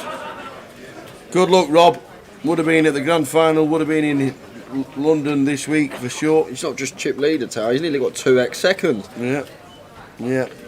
Got a message saying Robert Emerson's in the final 24 as well, and there he is. The last person to bust was Mike Mattisau. Rob Emerson has played GKPTs before, and Rob Cowan. Good luck, Robs. Yeah, absolutely.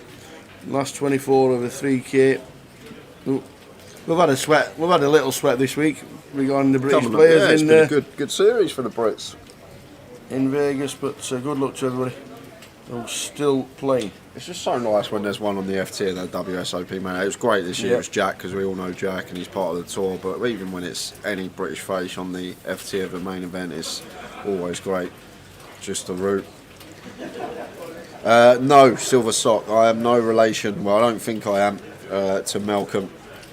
Same surname, but not related to me. You be quiet as well, Brad.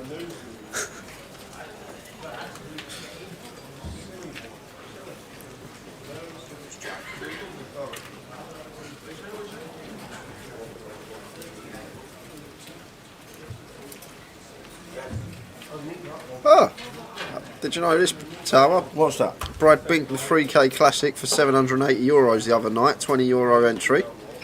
No way, did he? I ain't heard that one since 11.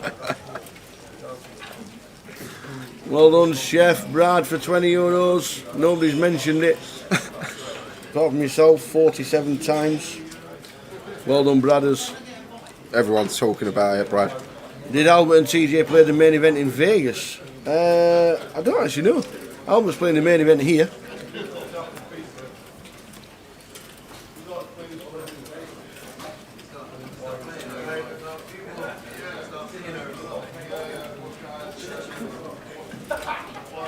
Where's Dave? Is he on holiday? If you're on about the action tracker now, he just doesn't like London.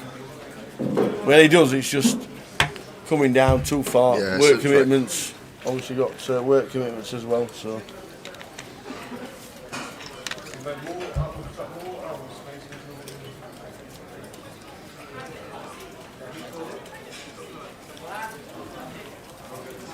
So Mitch opening to 3, and let's see if we're going to defend the 3-do suited. Pot should be going away on Mitch here.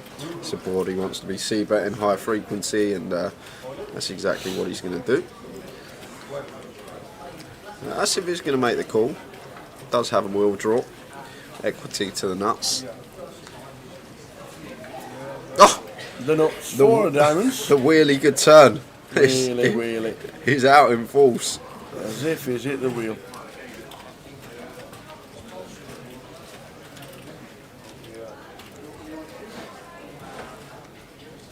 He's getting them beers down him, old Mitchell. I'll tell you what. Loving life. How's the parking tonight? Presume it'll be a nightmare. Well, Katie's just drove straight in and got a ticket, and you get £15 free play as a way of paying for the congestion charge as you come into town. It's nice.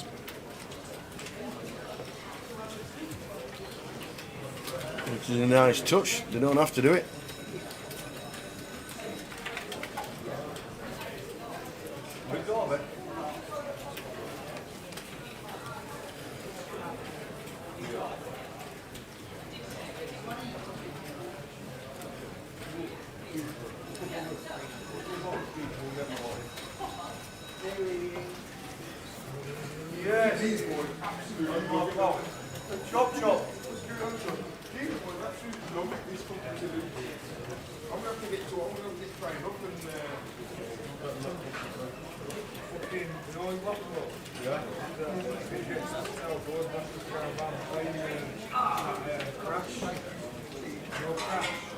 Just flop, there's 10-10 with everybody.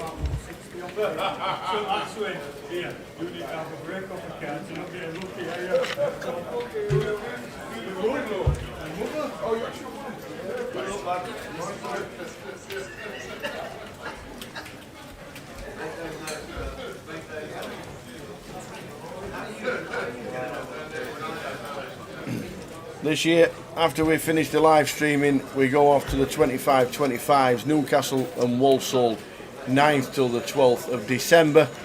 Leeds and Berrynoon Road play on the same weekend, and then both prize pools put together and they play a day 2 in Leeds.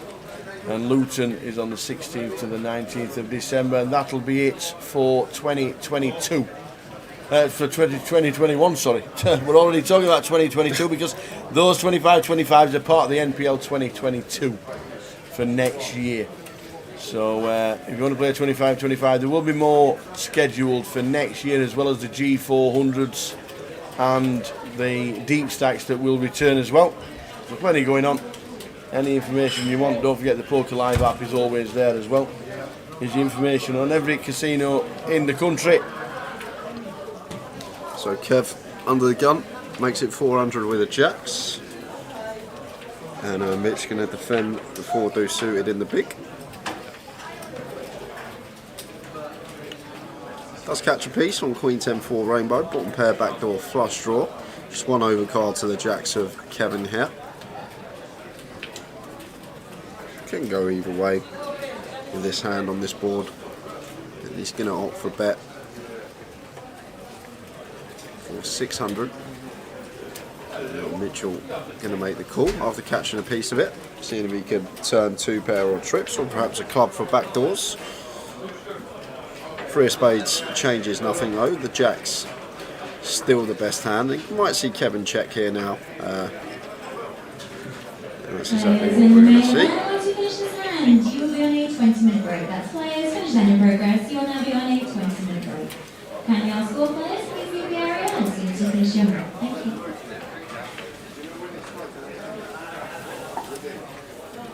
So Kev here might come in for some thin value, but it looks like he's turned them over, ready to check.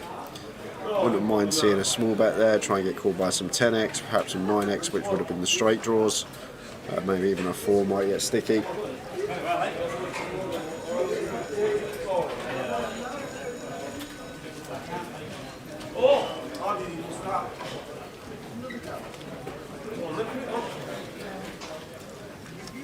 Yeah, it was a big one. It was a big one, Harry. Did you see the prize pool at Luton for the 30-30 last week? 127k. I think I made up 10% of it. 10% of that prize pool was me, Harry.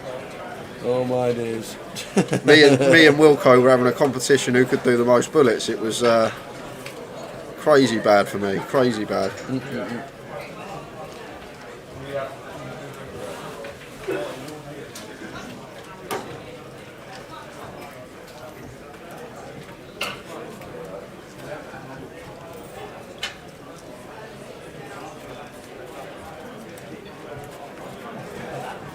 Once again, players, once you finish the hand, please leave the tournament area. Thank you.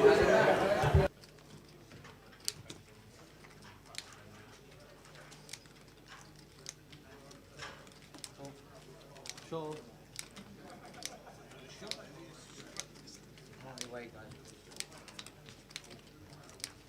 Three players.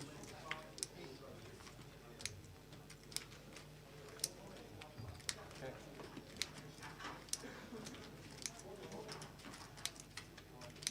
Okay. Bet 300.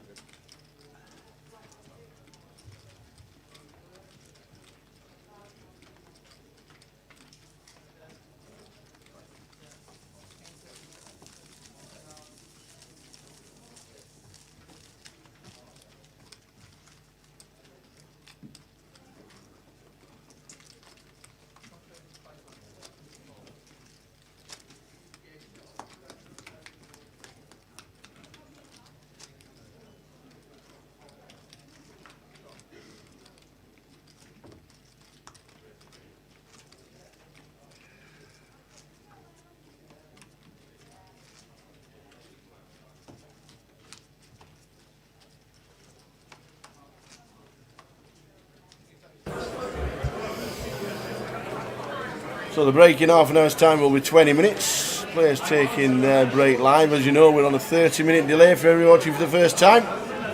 Won't be able to text your mate and say, whoa, whoa, slow down, we start a problem.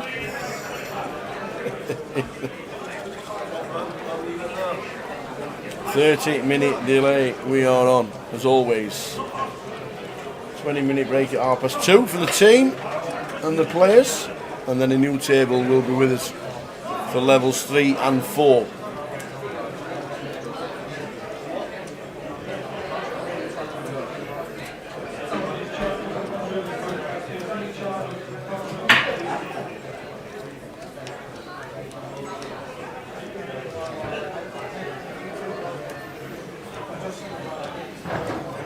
So are you saying to me that Luton didn't go well?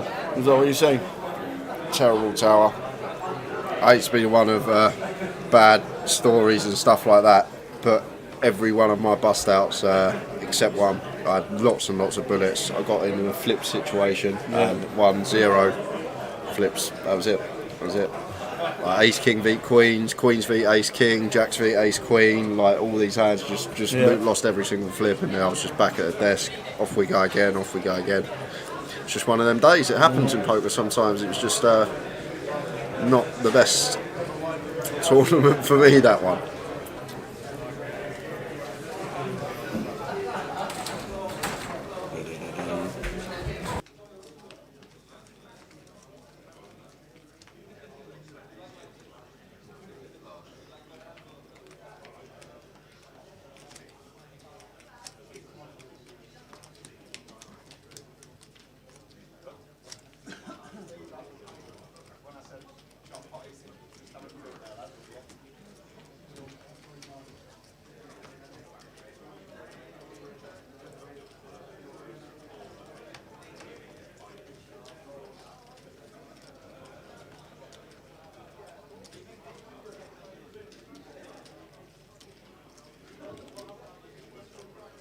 Raise 400.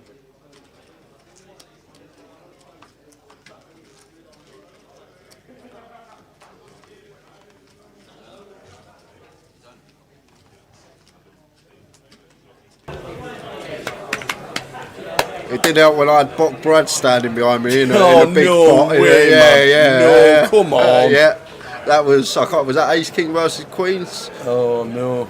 No, that was queens. That was queens versus ace king, wasn't it, Brad? Brad stood behind me. I peeled the ladies. Yeah. Get it in for like 60 big blinds. He's got ace king. No good. I even saw Brad give it a fist pump when it come ace high on the flop as well. I'm pretty sure. No, I'm not having that. No way. Oh my days. Double desserts on the way. Yeah. Crazy. Yeah, sometimes you can run like that, sometimes you can have one bullet and final table. It's like you say, you don't talk about it too much when you have the bad beat, so you feel like you're having a bad beat, it's just part of the game.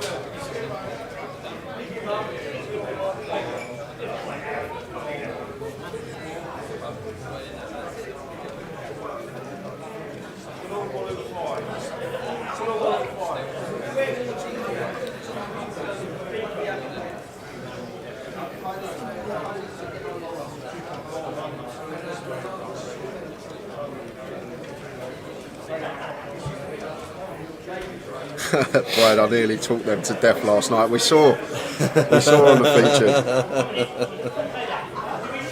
A lot of people were asking what on earth is he talking about for all the time, but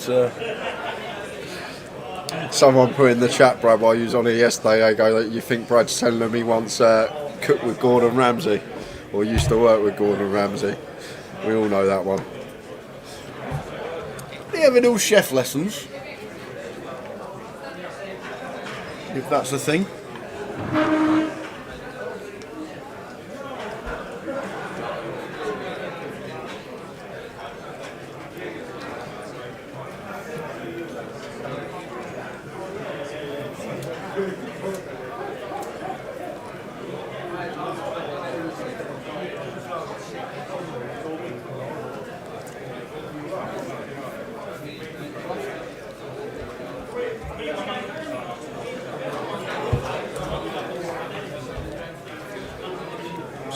Going to be heading out on the first break in just over 20 minutes time. Will be a 20-minute break as well, just because of the amount of players in the room.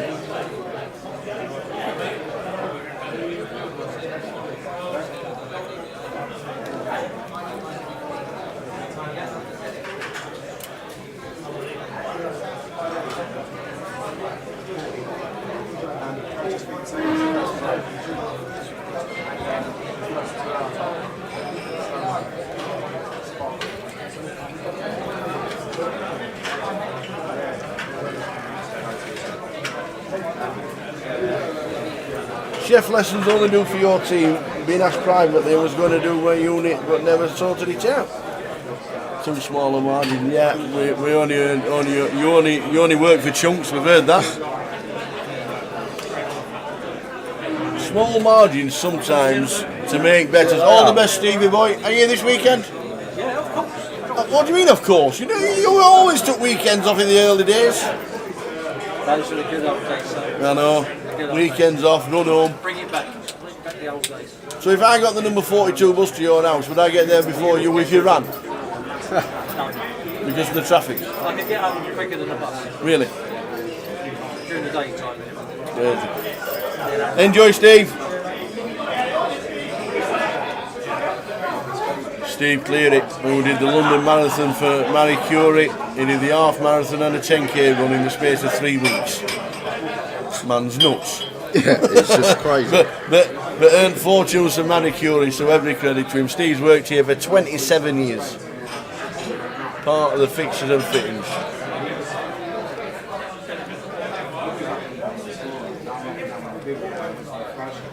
Yeah, but surely sometimes not making as much money but making people better at the job has surely got a bit more benefit to it than just making a lot of money off you. Is that not right? Is that coming across wrong?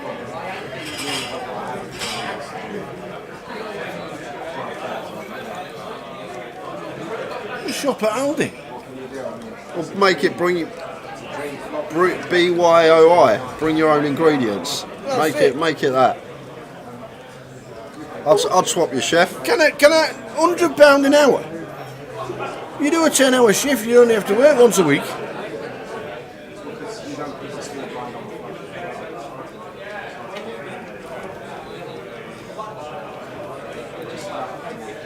You're talking about fine margins, £100 an hour. Get yourself in some. Ace King for Kevin raises to 400. Stephen with a 10-8 club's not going to be going anywhere. Counting out chips. Looks like he's 3-bet.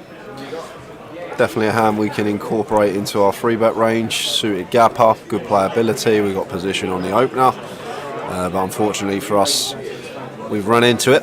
Kevin sitting here with Ace King. And not going to opt to 4-bet. Just going to make the call in position. Maybe doesn't want to bloat the plot with this particular hand. Out of position, this deep. So he heads up to the flop. And both players catching a piece, middle pair for Stephen and top pair for Kevin. So Kevin opts to check. We might see Stephen come in for one small bet here on the free spade board. Don't need to go too large with a free bet. I just potentially try and take it down now, but checks behind after picking up some showdown. Jack of spades on the turn. And now Kevin going to come out firing without a spade for 1.8k, and Stephen's just got no option here but to fold. We can't do anything else here as Stephen got to be going in the muck.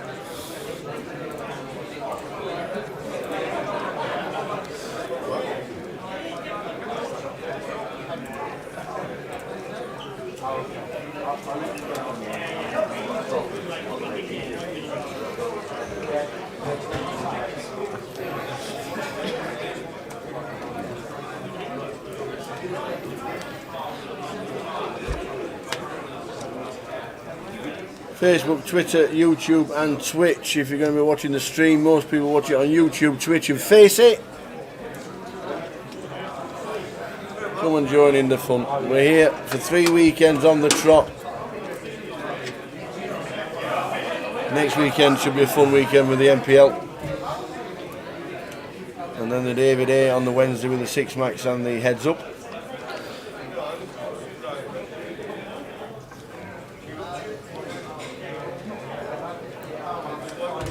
Stephen, 10-8 of clubs again. This time just opens. Oliver going to make the call with the 4s.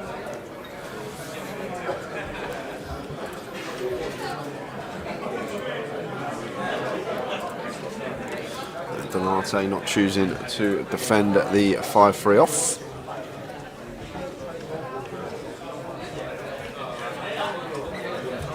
A7-6, rainbow. So Stephen going to be favourite to win this pot. Should be c-betting this board almost always with this particular holding. It's ace high. Going to be good for our range. We've got equity to the nuts. And he is going to continue for 300. And very difficult for Oliver to ever continue here with the pocket fours, but looks like he is going to make the call. Getting 4-1 in this money and position. Gets to see the action on the turn. King of clubs rolling off.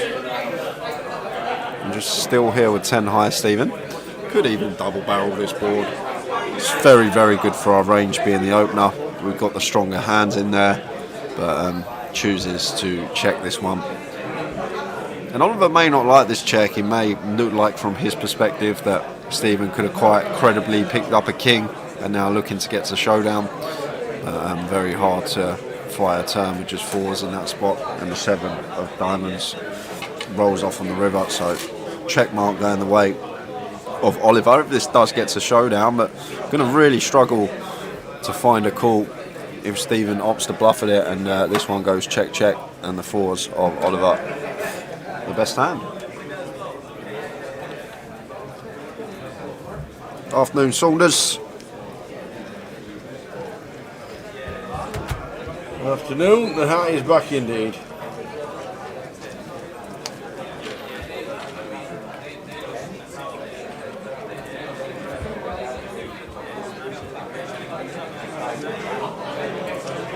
Just 15 minutes to go until the end of this session, then a 20-minute break.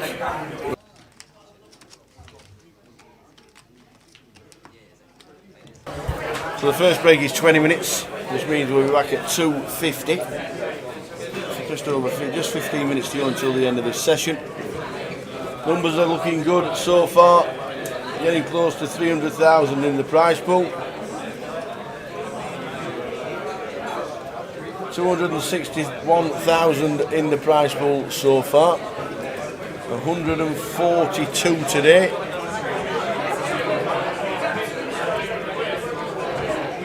And we're heading towards the end of level 2. By the sounds of it, people who ain't started prawn are plenty in the background. Action alert. Action. Alex opening Queen 10 and a low jack, and Oliver 3-betting the Ace King and a Seif with the jacks, so not going to be going anywhere, but just opts to flat here on the button. And closing action here, Alex, he's folded. Oh no, he hasn't folded. I was looking at seat 1. I was going to say should be calling here. I know we can see he's in terrible shape, but it's Queen 10 of hearts freeway, getting that price on our money. Closing action. Yeah, we're out of position to 2 opponents, but definitely a hand I'm going to be peeling a lot of the time. Ace high flop. Ace Queen 5. Certainly not the best flop for the jacks. And Oliver here, don't need to go too large, 3-bet pop. Around 1,000's fine. Don't want to size up to around half or 1.6. Maybe a bit too on the big size from Oliver there.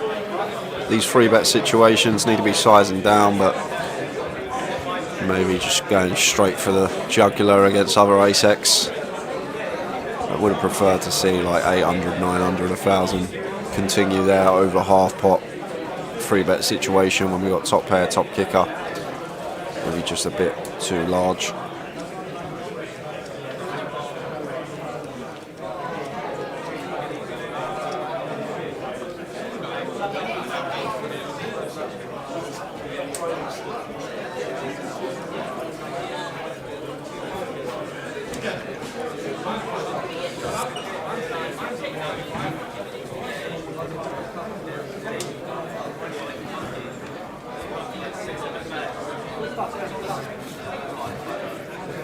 So we've got Alex with the King 9 suited, raises to 300. And Mitchell with the jacks.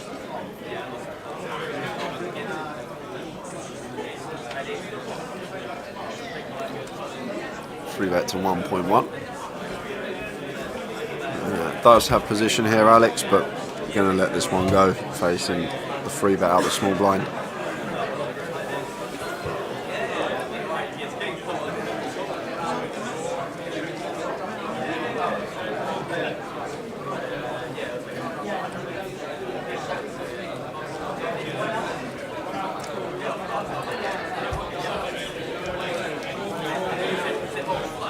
All going along nicely here in London for day 1B of the GUKPT's 1250. Next weekend is the cash game, the MPL and the MIDI, and the third week it'll be the grand final after the Haymaker and the Six Max and the Heads Up. 3 weekends of live streaming to finish 2021.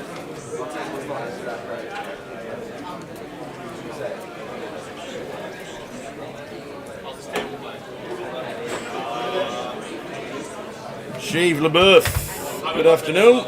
Rooting for Ollie. You're welcome, sir. Be taking a seat. You have just over 3 minutes remaining on your break. Just over 3 minutes remaining on your break.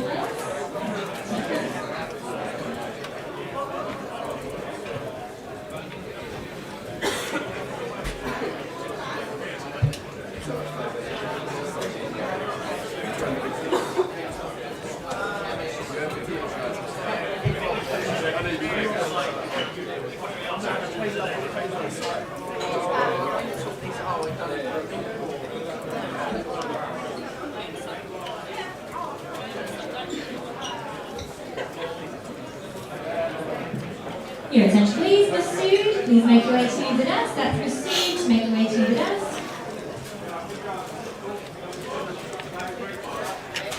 Alan Swiatek and Malcolm McKinley, please make your way to the desk.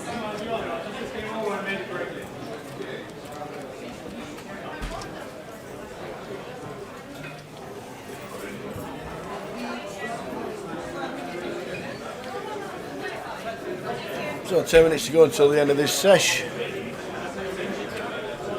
20-minute break.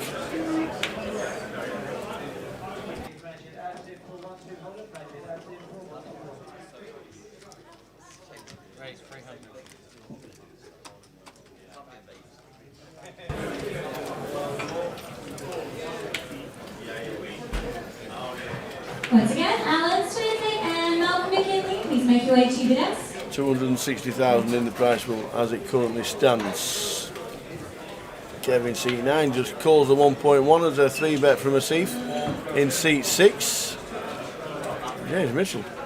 Yeah, Conservatively folding the ace queen. Fair enough, Tar. We can get better spots than cold calling the 3-bet after a cold call on the button out of the blind. Is going to be out of position. We've still got Crystal Act under gun +1. I know we can see him folded the best of it, but definitely get behind that ace queen fold, get ourselves in a lot of tricky spots post. Like if we do want to continue, it's going to play much better, I think, in the form of a cold 4, and James not going to take that line at this stage, so just let it go, and that's going to leave room for Chris to come in for the 4-bet with the King 10 suited. Makes it 5.2k, and this is really good read from Chris. If he senses weakness from Asif, he's picked a great time to come in for a 4-bet bluff, and hand selection wise, like it, everything that's going on here. Really nice from Chris. A bit of balance about his game as well. Going to have some weaker 4-bets than most. Nice pickup from the man in seat 5. Love to see it.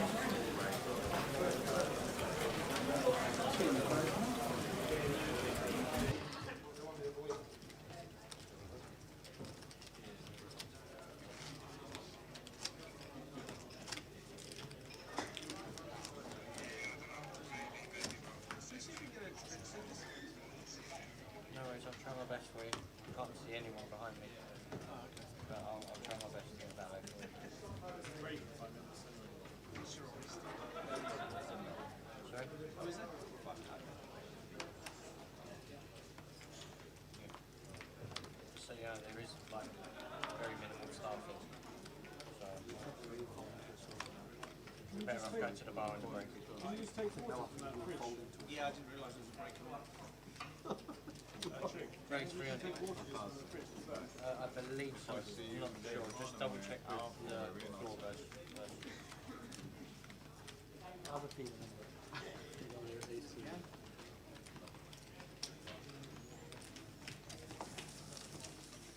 I believe you can. I mean, I don't think there'll be an issue if you did.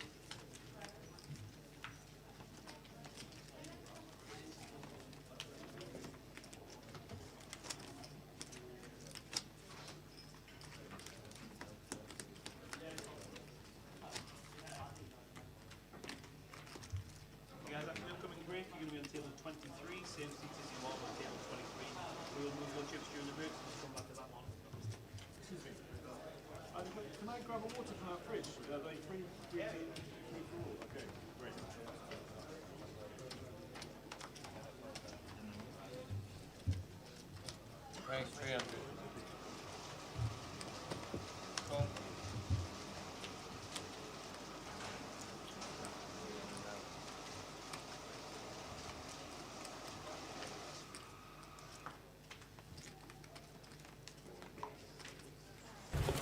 Chris with the ladies. Raising to 300. No, 9x now, Olga's gone. 7x, 8x, 9x. Bring back Olga.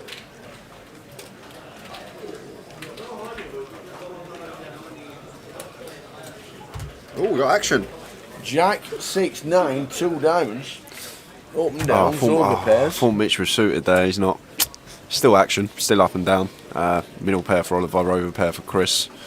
Chris incorporates a check in here with the queens. Nice to see from Chris there.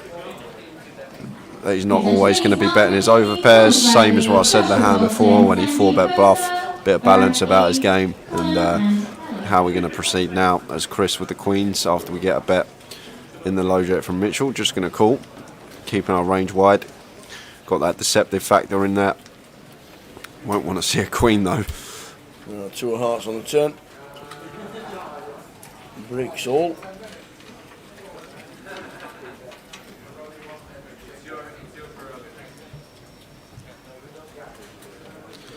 Checks through. And 4 diamonds on the end. And if we get the check from Oliver, which I expect should happen, I wouldn't mind Chris going small here.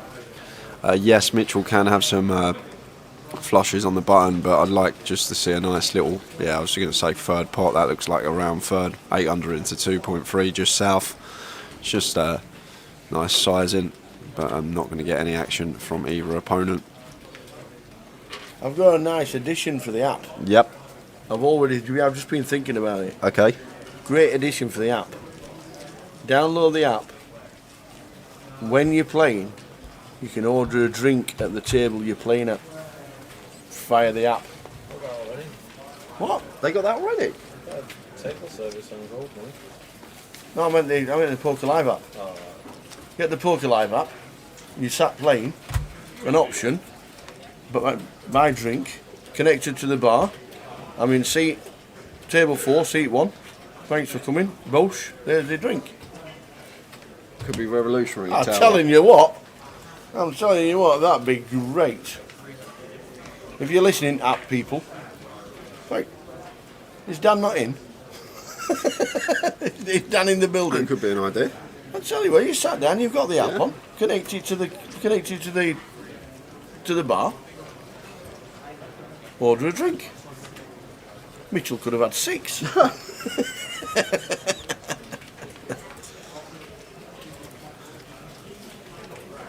They've got slot machines in Vegas where you press drink service.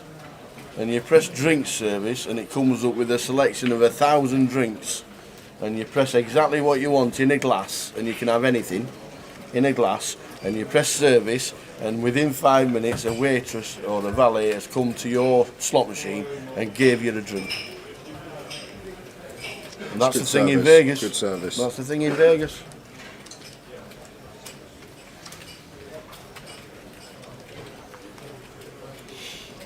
That's a great idea. It'll get everybody to download the app. If you want a drink, won't need the valets walking round. Yep. Just need them walking with a drink. You'll just see them walking with the drinks. You won't see them walking with empty trays. It'll save their feet. They'll only be serving people that want a drink rather than asking anybody and just getting a drink because, might as well have one because it's for free. And then just get them having drinks.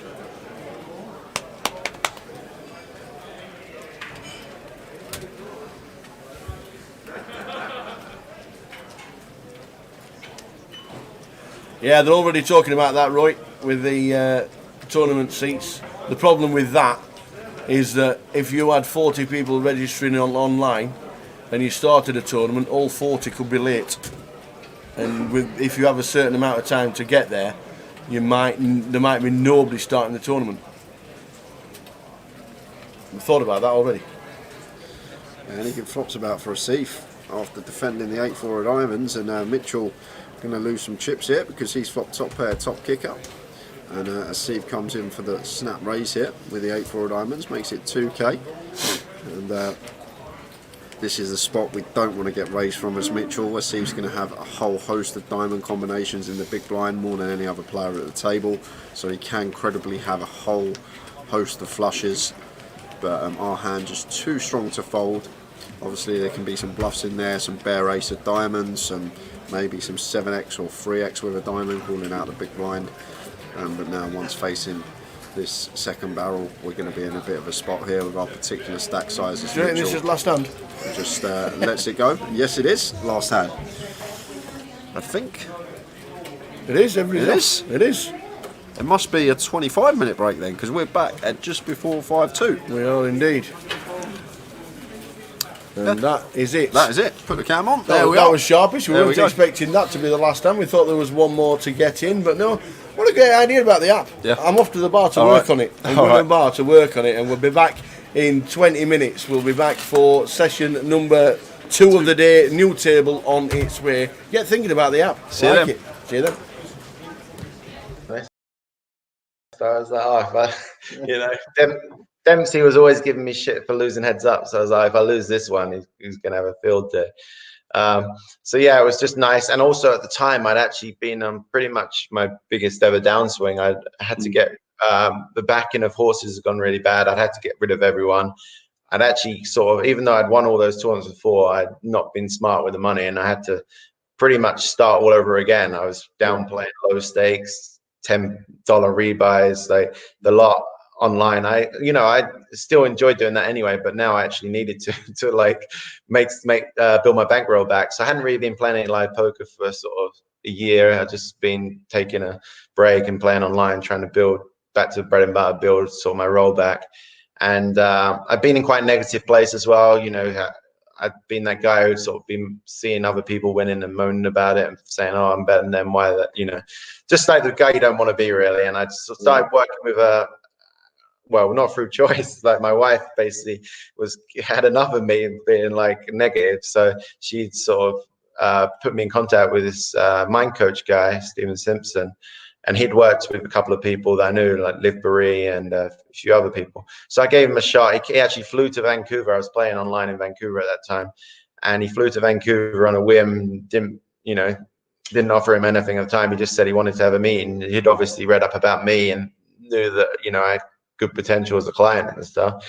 And I met up with him. I came in pretty like, I just meet the guy, but like, I'm not going to work with him. But I actually got a lot out of it and met with him a few times and went on a good online heater, enough that I was comfortable sort of buying into this 10K event and just selling a bit of action to a friend.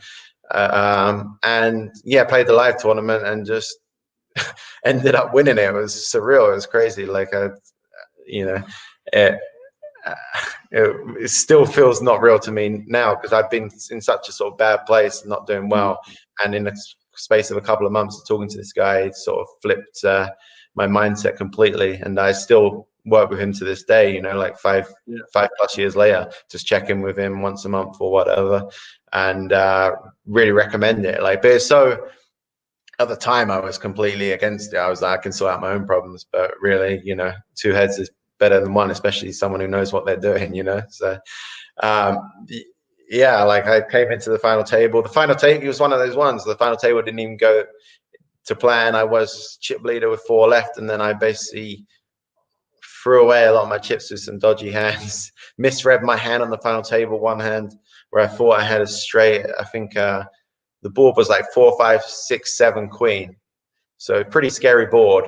And I thought my opponent just had like a queen, so he wouldn't call that big of a bet. And I had jack 3 of hearts in my eye, so I missed the flush draw on the flop, but I backdoored into like the low end of the straight. So I was in my head, I was like, okay, I don't think the guy's going to call more than like 50% pot here. So I bet 50% of pot on the river, and he's tanked for a couple of minutes and called. I'm like, okay, good, got max value. And I go flip over my hand to show the winning hand, and I actually had jack 2 of hearts. So I didn't have the straight at all. And so like, obviously, and in my head, if I had known I didn't have the straight, I would have, against this guy, I would have bet a bit bigger because I didn't think he would call a bigger bet. So yeah, I gone from that. So you know, that's the swing of being chip leader to being last place. Like you know, the stacks were that close, and somehow I ended up coming back and won a freeway all in with 3 left, which was just probably my most memorable hand of poker ever. To like get heads up, and then after doing that, I was like, I have to win heads up after, you know, being 1 card away from being eliminated, and now it's this time I have to win, and I did. So it was amazing sort of feeling. And then 2017, we get the bracelet. We get the bracelet, the 3K6 max. Finally, yeah. Just short of 1,000 entries, and it's really weird because the video's been online in the last few days. Can you remember that rail? What's it like having a British rail, man? Yeah, it was really fun. Yeah, especially because like the last few years, like, you know, the World Series hadn't been that many final tables for British people, and so yeah, it was nice to sort of.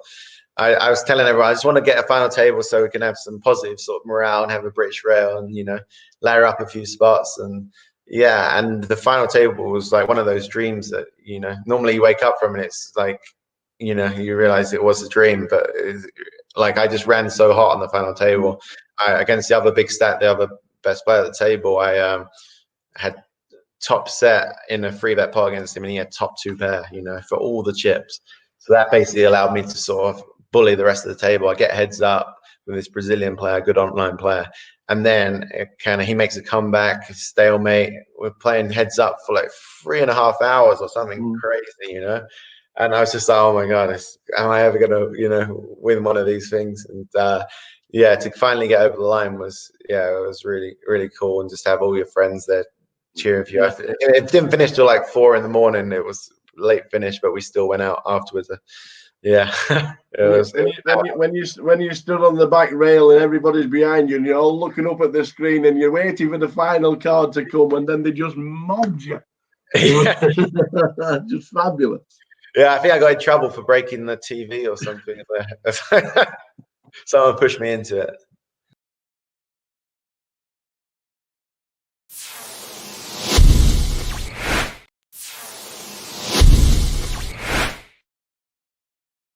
So we got 2 and 3 on the Triple Crown. The EPT has eluded you. Are we going to chase it? Will we wait when we come back to the live poker and the EPT comes back? And is it something you want to get the live Triple Crown, or is it just happens if I happen to be there? Probably just happens if it happens, because like the thing is, I only really play. There's not even many like.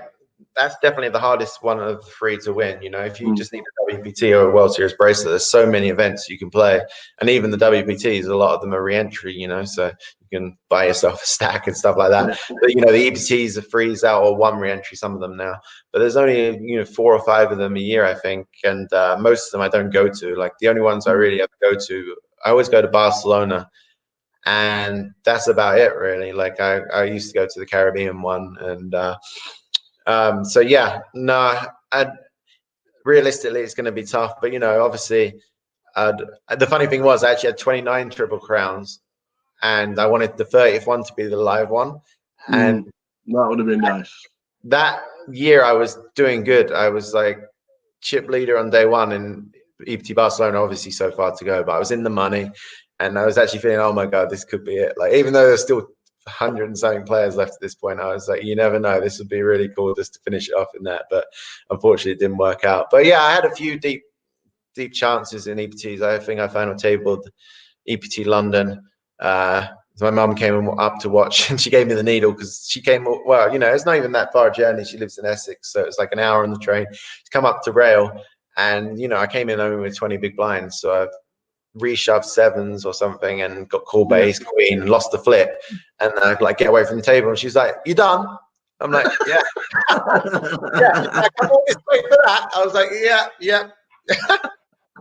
So, yeah. Another one. She always used to give me, like back in the day when I was doing bad at live poker as well, she'd always say that she'd watch some poker on the TV and they all wore sunglasses, and maybe that's what I needed to do because I was giving away tells and stuff. So I think actually one year I got to the stage where I was like, oh, fuck it, I'm going to do it. So it was like a 25k Bellagio big tournament. And I was on day 2 and I didn't know anyone on my table. So I was like, okay, I'm going to do it. So I went to day 2 and I put on the sunglasses indoors, felt like an idiot, made the most standard raise ever, like ace-5 suited or something. And everyone tanked a little bit before they folded. It was one of those weird ones where everyone maybe had like half a decision or was just still asleep because it was first hand of the day. And, you know, it wasn't even a big hand. I won the hand and I just felt so nervous. My heart was beating. I was just like, I was just like, I feel like an idiot wearing sunglasses indoors. So that was the one hand I ever played wearing sunglasses. So I got 100% record on it, but yeah, I just can't do it. Obviously, this year the World Series is not live, which is obviously a terrible shame because we'd all be there right now. We're chasing bracelets. You might even have another one. We're moving to online. Are you going to be focusing on the online World Series? And obviously there's 85 events, there's 85 bracelets. They are real bracelets. Easier or harder for yourself, do you think? You'll have a chance of winning another bracelet? Probably better for me because like online is like, you know, I've been doing it for half my life almost now. So I feel really confident, especially the first half of the events are in the WSOP Nevada, sort of it's shared between Nevada and New Jersey, and I've played on there for the last couple of years, so I know a lot of the players. I've got notes on them. I've had good results on there, so I feel really confident in those ones. So yeah, I'll hopefully can make some runs in those ones, and then my plan for the second half is to sort of actually go to Mexico in August and play the second half on the GG ones. I think the schedule just came out today, actually. So yeah, I'll plan on playing those and going to Mexico. And I have to get been in America too long this year anyway, so I'll get out of the country. So yeah, I'm excited for it because like that's what I know what to do. You know, it's how I grew up playing the game. So hopefully can make some runs and get another bracelet. And you know, I'd always wanted the online one. You know, every year now they've had sort of 4 or 5, maybe 10, as many as 10 events online. And I'd always wanted to win an online one just because, you know, that's what I'm sort of known for and it feels appropriate kind of thing. So this is, I guess, the best chance I'll ever have. So gonna put my heart and soul into it. So I've kind of been chilling a bit this week, playing some golf and stuff like that, just to relax. But yeah, the next couple of months I'll be playing pretty much every day. Some quick fire questions as we head towards the end of the hour with the tower. Do you prefer live or online poker? Online on the whole, but live when you get deep is unreal. But like day one of live tournaments is the nut low for me. I hate it so much. Like only bad things can really happen. Like you make it through, you kind of expect it to, and if you bust, it's like, you know, you're out the tournament, you got no chance, or you got to rebuy, and now the tournament starts getting expensive. So yeah, online day to day, but once you get deep, the final table is just so much. It's like 100 times better live. Not including the World Series main events, what tournament would you like to win? Probably the Aussie Millions main event, just because, like, you know, I came 7th and they treat you so well there. Like, and I'm jealous a bit of Toby winning all the time there, so I'd have to knock him off. Like, ideally, I'd knock him out like on the final table on the way to victory. Favorite tournament? Favorite tournament? I guess that any of the 6 max tournaments of the World Series, I just love them. Like, I would say the World Series main event, but I've never done anything in it, so it's normally a negative experience. But like, obviously, if I did well in that, it would be amazing. But yeah, I'm excited for the 6 max tournaments of the World Series just because I've had so many deep runs in them. I feel really confident in my 6 max game, and like, even though, you know, a lot of those no limit tournaments you have to beat hundreds or even thousands of players, it feels like in those ones, you know, I can do it, kind of thing. Favorite casino? Probably the Crown Casino in Melbourne is just really nice. I haven't been there for a few years as well. Yeah, I really like it down there. What do you like listening to when you're grinding? All kinds of like terrible music, really. No, like my wife comes in and she's like, "What are you listening to now?" Like, it depends. I'll just have like a grind playlist that has all kinds of different stuff on it. But then, like, sometimes if I'm on real tilt, I'll have to put on some I hate to say it, but I'll have to put on some Disney tunes or something. Why is the 6-4 of clubs your favourite hand? I'm not sure it is anymore, to be honest. I think back then it was just like, I think I won a couple of big hands of it, and I think I hit a straight flush against someone who had the nut flush in a live tournament, so that was a pretty cool feeling. And yeah, I just had to, those were the days where you just 6-4 clubs, you'd play it from under the gun, you'd just be in there. But now you're playing a bit more sort of sensible poker. Sometimes I have to fold it when I'm on the short stack, so I guess it's not my favorite hand anymore. The best player you've ever played against? That's tough, really tough question. I tell you, one of the people I was most impressed with when I played with them, was JC Tran. I played with him in this 40. They had a special anniversary 40K buy-in at the World Series, and I'd satellited in a live satellite. I hate satellites. Well, somehow I won my seat, so I was really pumped for that. Played with him on day one, I think, and it was really deep stack poker, which sometimes I don't play that as much of because I late register a lot and stuff. So I was sort of sitting there learning, playing quite tight, watching the table, and he was in there every hand, and he was taking unconventional lines and just winning every pot without showdown. So yeah, he really impressed me that day. If you could play and beat anyone heads up for your second bracelet, who would it be? Oh, so many candidates. It'd have to be like one of my friends for sure. Just could have like bragging rights forever. Toby. Well, Toby would be good because he's never won a bracelet. It's like the only thing he's never won. So I almost feel too mean to beat him heads up for a bracelet. I'd draw the line there. Maybe like someone who won one before, but like I think maybe beating Dempsey would be good. Just because when I lived with him for a while, I'd always win the flips against him. We'd always flip for dinner, and I was like 30-0 against him on flips. So just to beat him heads up as well would just be the icing on the cake. Do you still play as much online as you used to, or is it just Sundays? What does the future hold, Chris? Yeah, still playing quite a bit. Like there's a few American sites to play on. Play like maybe three or 4 days a week. Not like the full day grinds that I used to, or I couldn't do them now anyway. Like back through the night, and obviously you can't play on all the sites here. But yeah, like I don't know. Like I'll keep playing poker until I don't enjoy it anymore, and then I'll try and find something else that hopefully I can have even 50% of the passion for. So yeah, for now, poker, but you never know. But for the foreseeable future, I think I'll still be playing a decent amount of poker. And finally, would you do anything differently? I mean, I should do so many things differently, but I'm a big believer in sort of, as long as you don't do anything too bad, like not, I wouldn't change the past. Like you make mistakes and you learn from them, and I had so many backing, like it cost me a lot of money in the end, but like I had so many great experiences from it. I was there on the rail of so many of like my players, amazing experiences, traveled the world, stayed at people's houses for free because of it, met so many amazing people from different places and different walks of life. So yeah, no, I wouldn't change anything really. It's all worked out pretty good in the end. So even though thousands of mistakes along the way, but yeah, pretty happy overall. Well, 11 years since the first time we spoke. Well, I got a microphone in my hand. We've done it again. You've done absolutely incredible in the last 15 years, and every credit to you with the books, with everything you do poker-wise. Fingers crossed we get the live Triple Crown. That would just be absolutely amazing.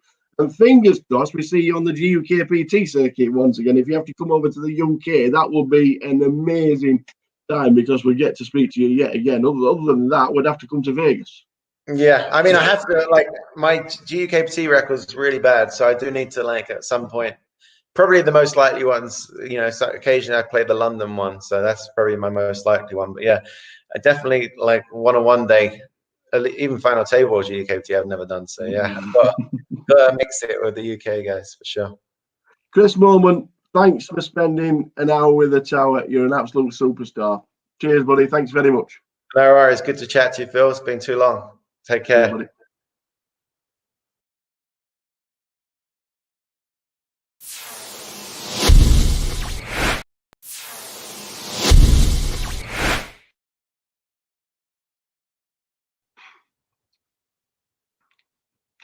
Welcome to another hour with the Tower, and we have had to go to Vegas for the next special guest because, regarded as the best online MTT player in history with 16.5 million lifetime total earnings, under the legendary nickname Moment One, which now means you know who it is, 5.9 million in lifetime earnings, holding 2 of the 3 Triple Crown. He's got a World Series bracelet and a WPT. He's 9th on the all-time money list in England, but that doesn't matter because for an hour with the Tower, it is the one and only Mr. Chris Moorman. Thanks for having me on the podcast, Bill. Oh man, how you doing? How's Vegas? Yeah, good. Like it's getting hot here actually. Oh well, obviously it's summer, but actually it's not as hot as it normally is for the the World Series every summer. It's been quite chill. It's actually you can go outside and not sweat your balls off, so it's been nice. How's lockdown been? Yeah, not too bad actually. Like I was quite fortunate because just before it all went down, I was away. I was in England in the whole of January. I was playing a couple of live tournaments. I had an 8-at-8 tournament in Madrid. And I was playing a big tournament at Dusk Till Dawn as well. So I was away for the whole of January. And then just before it all kind of went down, I got back and I was in Vegas because obviously it would have sucked to being sort of away somewhere and not being able to get back home and being apart from my wife for like months. So, yeah, I was kind of lucky that, I was back home and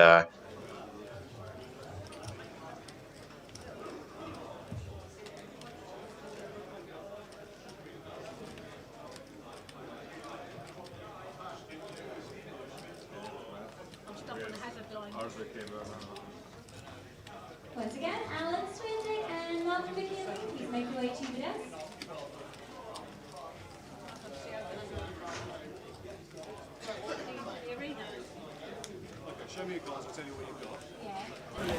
So they're coming back in for this next session. We've got us coffee. I got a latte this time. What did you get? Water. I got a latte. Fancied a latte this time. We are for sugar.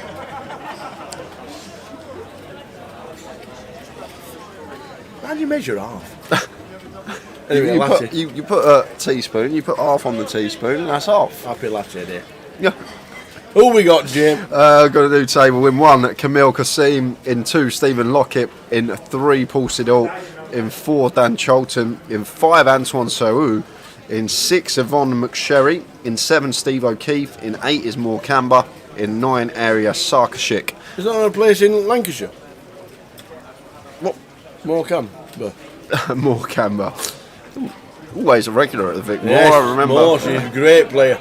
Great player is Moore. Oh, double chaired up. I think she's Greek, isn't she? Originally from, I think she's originally from Greece, I don't think. I know she plays the tour, comes with her other half, they both play the tournament. I can't remember his name, but always plays at the Vic. Afternoon, Simon. Looking forward to joining Team Grosvenor and the digital poker marketing team next month. Congratulations on the new post. We will be in touch and make sure. We only want one thing. Just do your job right. That's all we're saying. Good to have you on board, Simon.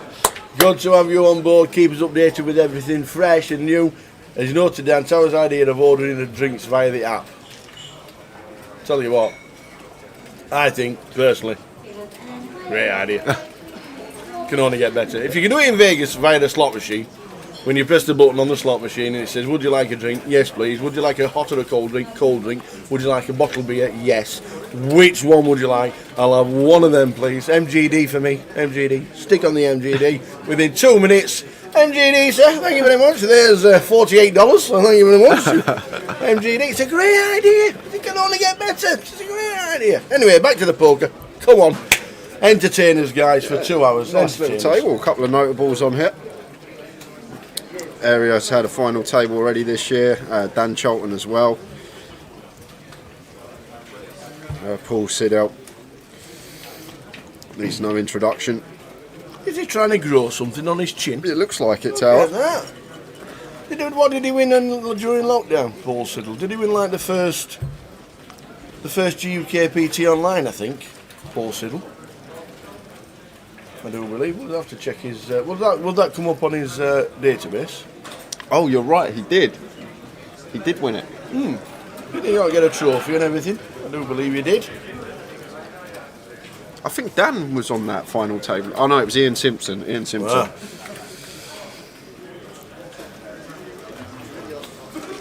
Yeah, good to have you on board, Simon. Look forward to having chat and meeting up with the digital poker marketing team. Good luck with everything. Afternoon, Raphael.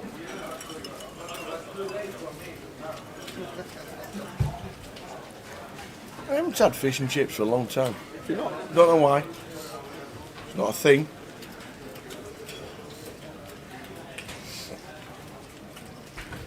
Fisherman Chris.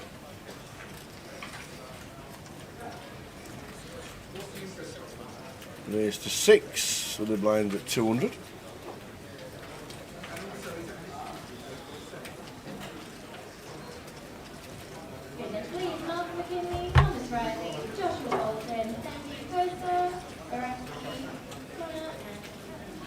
Snap 3-bet from Aria to 1.5, and now come out with Ace Queen. Gonna make the cold call.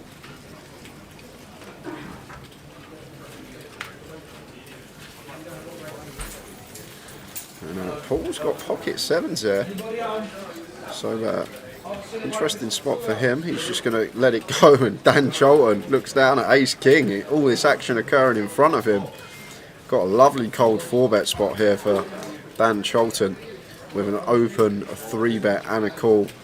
Probably going to make this around 6k, that sort of remit with all this money in the pot. Maybe even a pinch smaller.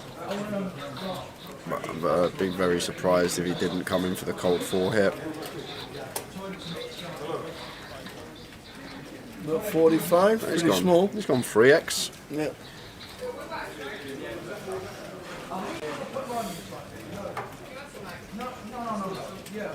Aria entertained us at the last leg. Was it Luton with his dad? Is it Luton? I think it was Luton he final tabled. Yeah, it was Luton. He was at Blackpool, I think, Aria, but was Luton that ended up FTing. Well, I was going to see a flop. This comes ASI. There's going to be a big pot.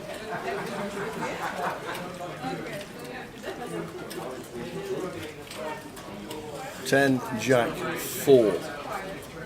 Yes, both players flopping Broadway draws. Dan still with the best of it when the nut high.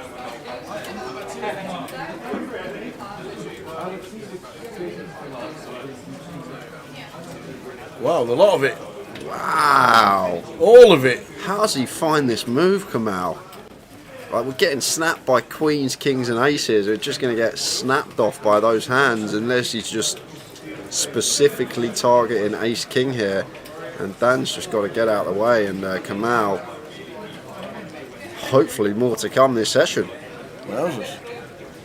Just donk shoves into the into the 4-bet for more than pop. It worked on this occasion, but the time that Dan has jacks, 10s, queens, kings and aces, we just absolutely get snapped off. Probably 3 combos of 10s, probably won't have all 3 in there. He's going to flat the 3-bet sometimes. Say give him two combos, 3 of jacks probably, and then you've got 18 combos of all the other over pairs against the 12 combos of ace king. But wow, how's he get that one timed to perfection? Absolutely.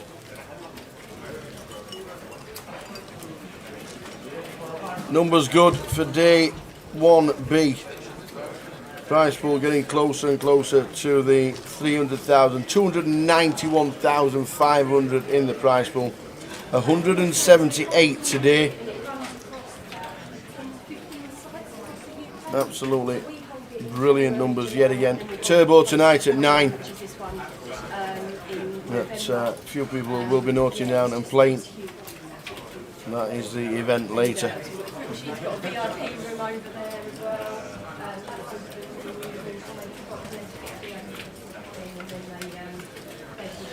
Gary asked how much does the winner get? We don't know yet. I would say somewhere between the region of 120 and 150k. That would be my guess. But prize pool gets confirmed tomorrow for day 2. We are still early stages of day 1B here. Still got the turbo flight to start at 9 o'clock as well. But I'm expecting probably 450k prize pool, around that sort of area.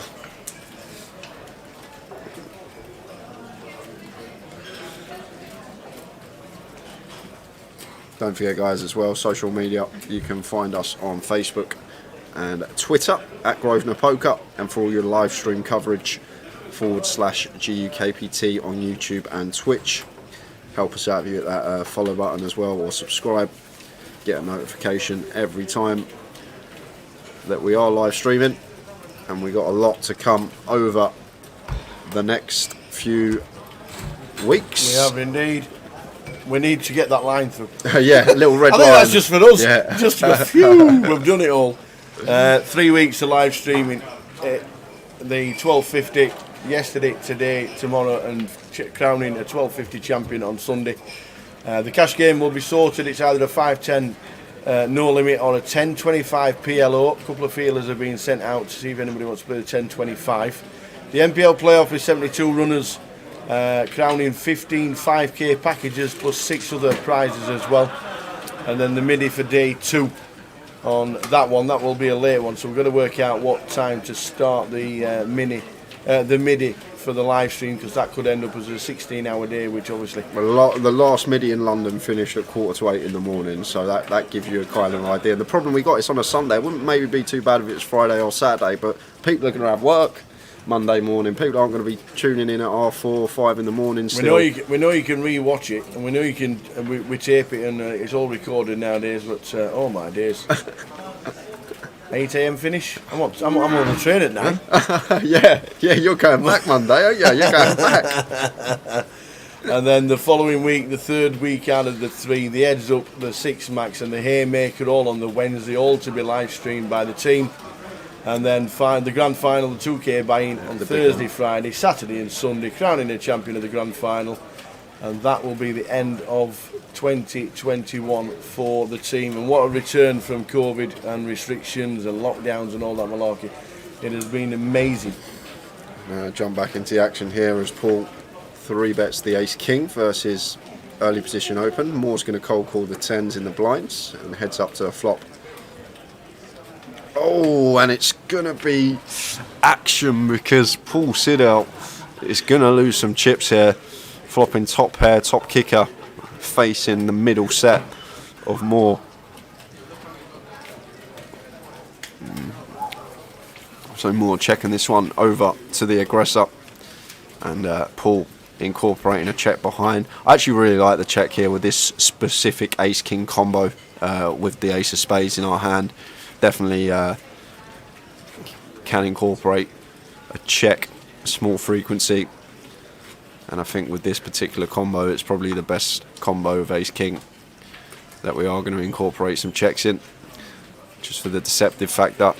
Obviously maybe a bit wary about Moore's cold calling range, but still we're massive here as Paul from our perspective. I know we can see drawing dead versus Moore's particular hand, but not going to be folding here. We check back flop, so we can induce from our opponent.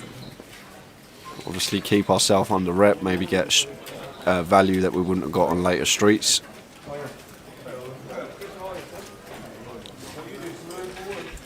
Paul makes the call. And the river is the Queen of Diamonds, so check mark going the way of Moore. But she may not like this river because queens and jacks are definitely a part of Paul's range here. Queens and jacks going to be high frequency checks, 3-bet pot after getting cold call out the big blind. So Moore's either going to check this one or go really small.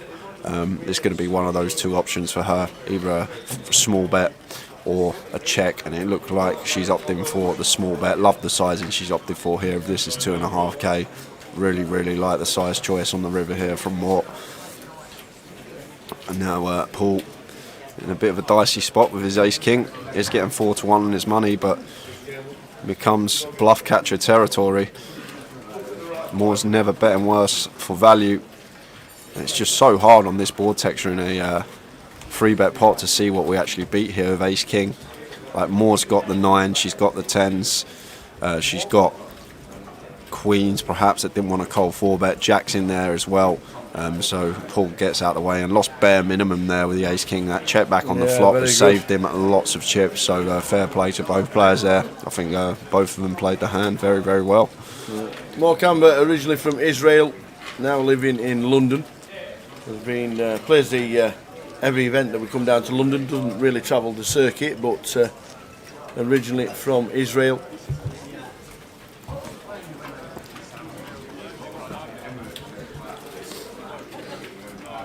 The biggest live cash was the Unibet in 2019 here in London, where she came fourth for 25,000,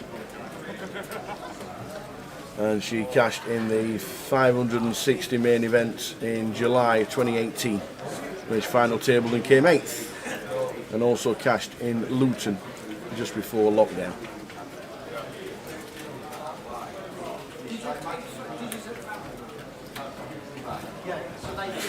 She always comes and plays in London. No, very good player, Moore. From what I remember, pretty locked down, seeing her play on the feature table a few times. Yeah. If I remember correctly, she plays very well, very, very well. Yeah, small in stature, but plays a fantastic game, she does.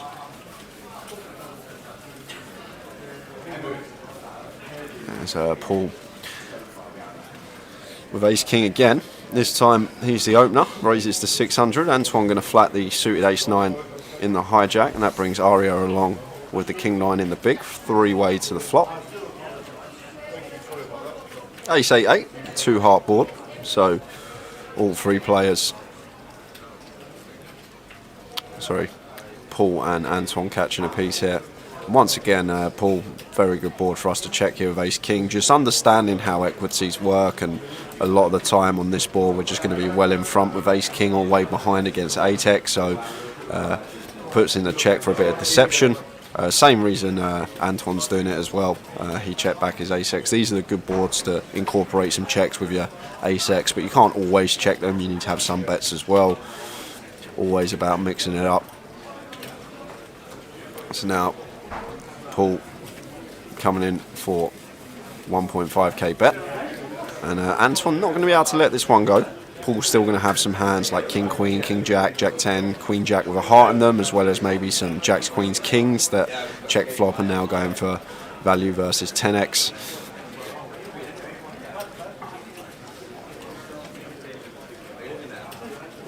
It's the king of hearts on the end. So Paul gets the check mark, but 4 to a flush here. Do we go check? Well, Paul should definitely be checking here, and then it's down to Antoine whether he thinks he's ever going to be turning an ace into a bluff here, and he's not. So it's too high up showdown to be bluffing this one. Comes to that conclusion, and the ace king of Paul gets the job done. Antoine Serroux, double WSOP final tableist. Absolutely. 2009, James Aiken doing the exact same feat in exactly the same year. Unbelievable. Imagine them when they both got to the WSOP Europe final table. Do I know you from somewhere? I'm sure I've seen you before. Well, 2009 was obviously when they did the November 9. Yep. So they did the World Series, got to 9, stopped, did the World Series Europe, final table that, and then went back to Vegas for the November 9. Because the World Series Europe was before November 9. So they did all 3. So they met each other in Vegas. They then met each other in the World Series Europe in London, and then back to Vegas again. So they stopped all that now, the November 9, thankfully. Sit down, we got to stop meeting like this. Pretty good poker player, you. Yeah, you too. So Yvonne going to limp the king 9 in the hijack, and looks like Stephen's going to come in for an ISO, raises to 900.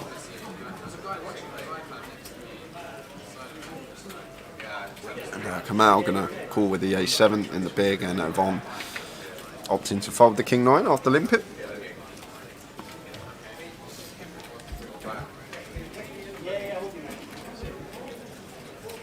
878. There's the flop.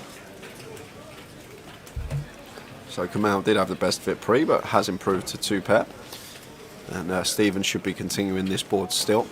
It's paired, it's rainbow, we're heads up. It's going to be very hard for Kamau to connect. Kamau not going to be going anywhere. Makes the call. We'll take a turn.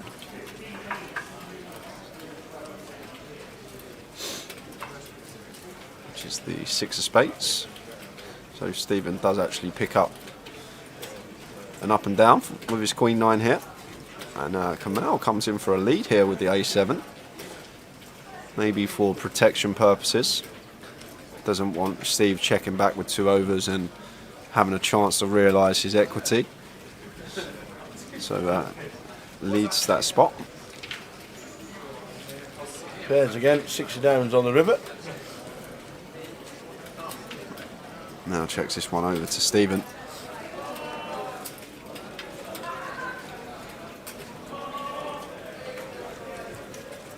Who is going to bluff at it here, and this doesn't.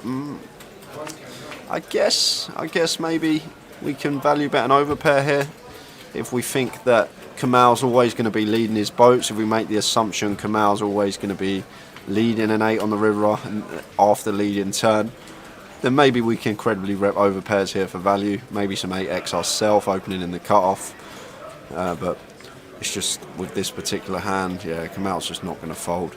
And makes the call with the A7 and correctly too. But surprise, Steve went for it on that river, but fair play, had the heart. Try to get it through.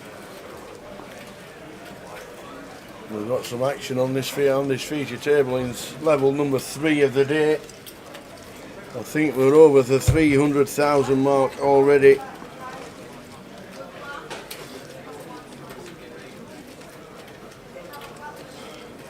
$298,000 in the prize pool, 174 today. Great numbers yet again for the 1250 here in London.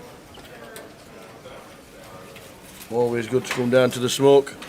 Always good to come down. But this festival, 18 days long. Pick and choose your events. We know you can't play the heads up in the 6 max because they were online. There's the seniors. We'll keep showing you the information regarding the schedule. There's plenty going on. Gary Miliotti says, how much does the winner get? We have no idea at the moment because you can buy in all day today and you can still buy into the start of day 2 in the morning. The prize pool will be given to us round about 2 p.m. tomorrow. So not for 24 hours will we know what the winner will get, but it's normally round about 25% of the prize pool. So if it's prize pool of 400,000, then it'll be 100 to the winner.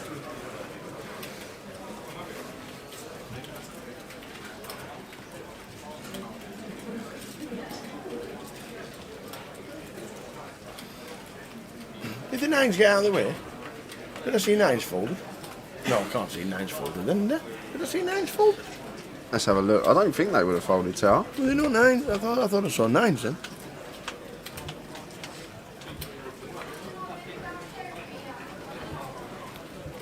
Queen 8 flop.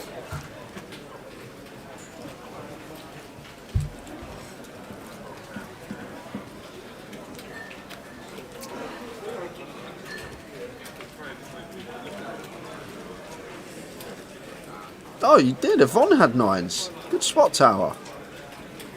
Yeah, Yvonne just snap folded the 9s, and what a fold it was. Because Paul had jacks, folded 9s to a single open, and me and right.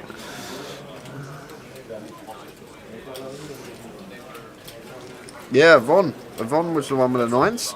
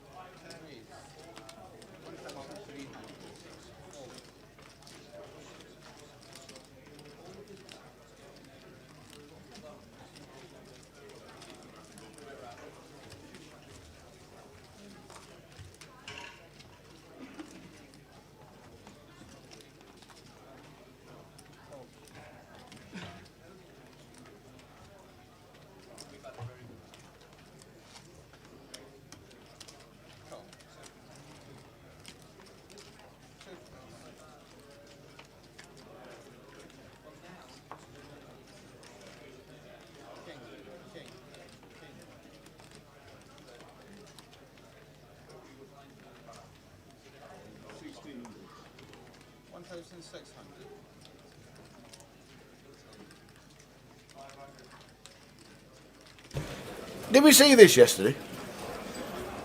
King, king, king flop. 999 flop. Ace, ace, ace flop. Yeah.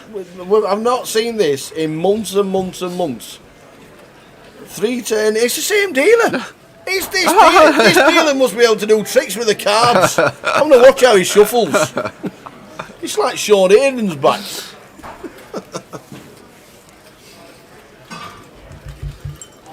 We had a 9-9 flag. They better not put him on the table games. They better not put him on the free card poker. Skint the casino. Yeah, trips again. Yeah, trips again. Come and play this hand, guys. We're guaranteed money here.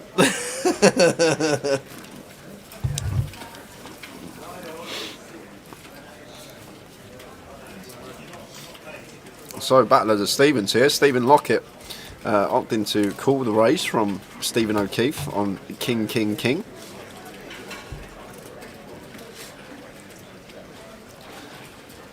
And is Stephen going to continue telling the story that he's got a decent boat here? No, just check. Well, he's got a decent boat now. now. A boat now, exactly. Exactly. And never be scared to bet on a king, king, king flop. The chances of the king being out there is very slim. Can never be worried. Yeah, going to come in for value now. Try and get paid by perhaps some smaller pocket pairs. Yeah. Some worse boats that Stephen can have. And, in the ace high as well. Yeah, Stephen could think his ace high is good. It gets called off by ace high.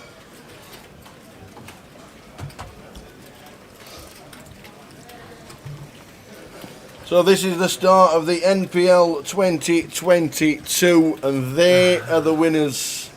Well done, one and all. Ewan McNicholas, top left, first place for £20,000 and the Grosvenor Poker sponsorship.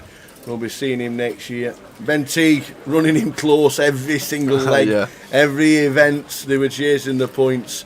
So Chris Johnson coming in this afternoon. Yeah, I saw Chris. Chris Johnson coming in early. He finished in third in the league. He was always up there. While we were still in lockdown and we were doing the live at fives, he was always in the top three. And well done to him. Riggy, Guy Taylor, saw Guy who's playing the event today as well. Andy Back, Spand, will be here next week. But well done Spand for the 10k package. John Barsfield, who was in the building as well playing the main. And Chris Maguire, who was railing rather loudly in Vegas last week. Why wouldn't he be? Well done, the pot washer. He's got himself an absolutely fantastic 10,000, and he's no bubble boy. He bubbled it last year. Not this year. And, not this year. It was very close, but the money collected was eventually good for 8 packages in total. And don't forget the playoff. Next week will be streamed live. We'll be here in place. 72 players battling it out for 15 5k packages next Saturday. So we'll look forward to that. But well done, one and all. It has been a super year for the NPL. And NPL 2022 started now. It's already on. Yeah, Brad, that is Dan Charlton involved in the pot as we speak. Yeah, Steve O'Keefe and Paul Siddle. Afternoon, Lenny. Afternoon, Chef Brad. We know Steve will just go with the ace high on the king, king, king flop.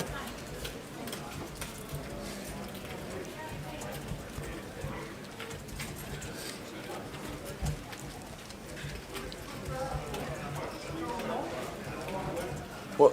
Have you got a white collar boxing event, Lenny, this week? You've been practicing to bash somebody's ears in. I'm not being funny, but if that's the picture of the guy you're fighting, tell you what. You might earn some money in A&E tomorrow. It's eating sides on him. No. My days. I like the idea of this white collar boxing to watch it. I never do it myself because I like my face too much. But by God, good luck with raising money for charity. I'm sure you're doing it for charity because if not, why would you do it? But good luck, Lenny. I'm just glad it ain't me because. But every credit, Lenny, the white collar boxing, it's quite popular. Good luck with that. You've trained hard.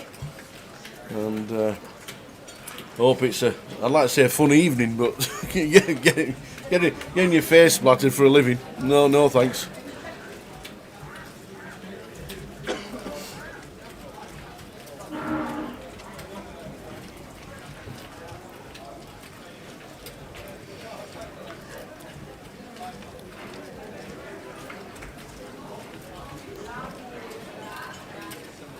Saw Stu McNally in the building talking to Mitch Johnson earlier. Both in the building.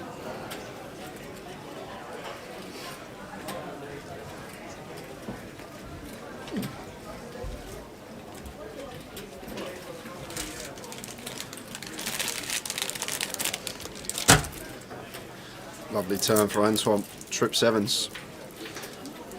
That'll get the check mark. And Kamau actually catches a piece on the end here.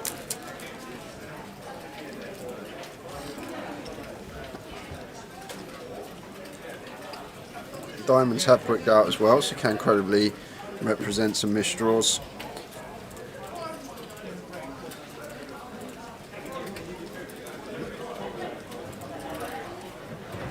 Knocks for 3.5 into 3.1, so overbet here from Antoine. And Kamau facing this size in a tough spot with his river 10. Maybe doesn't expect Antoine to go this large with a jack, so maybe in his head thinks he's repping trips or better, and going to see that the King 7 is the best.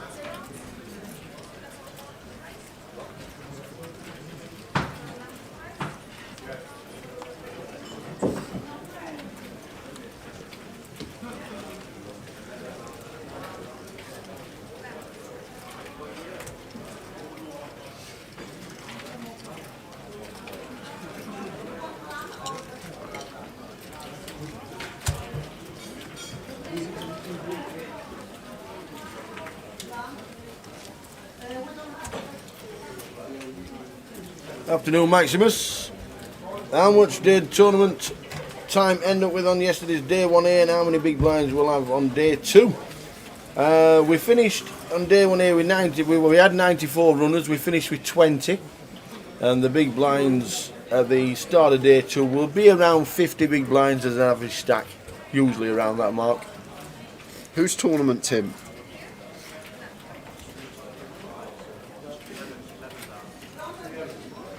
Was there a Tim that made it through? Let's have a quick look. We're chucking it. Is he not on there, no?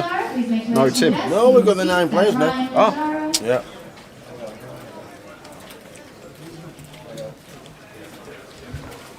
Tim. No Tim. Tim Wright. Ah, there we are at the bottom. Not if that's that.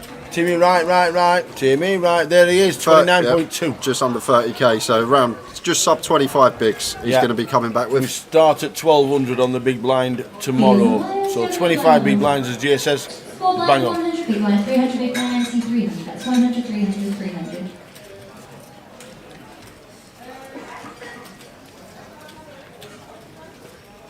So 25 bigs is plenty to play with.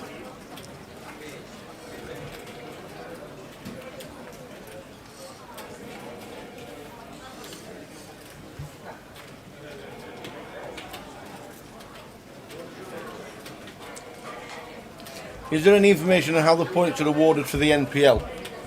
There's a calculator somewhere, isn't there? I think so. Is a calculator on the app or part of the... It's on the website. If you go to, is it Grosvenor Casino for the NPL points? Yep, grosvenorcasino.com/national popular. There you go. Grosvenor Casino. I'll put in the link. We'll stick in the link on how it's worked out. You can work it out if you want, because some players like to know exactly how it's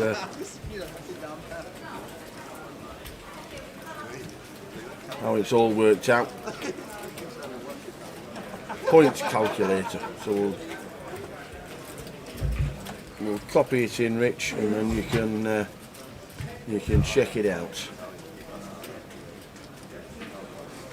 There we go. Click on that. And that's how the National Poker League points, on the right hand side it says points calculator, and it tells you exactly how to work it out.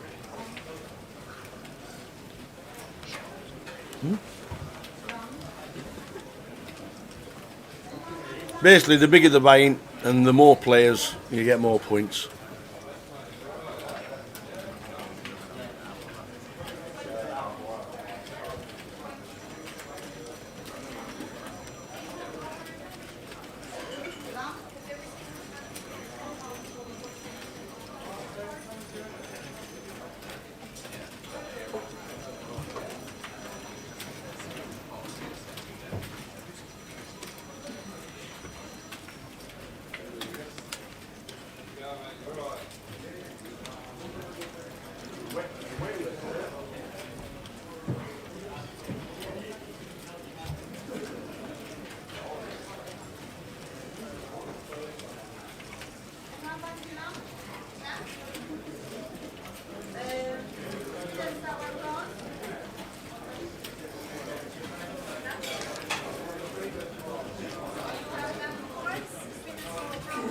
Ryan Mandara's now playing, sat down in the outer tables.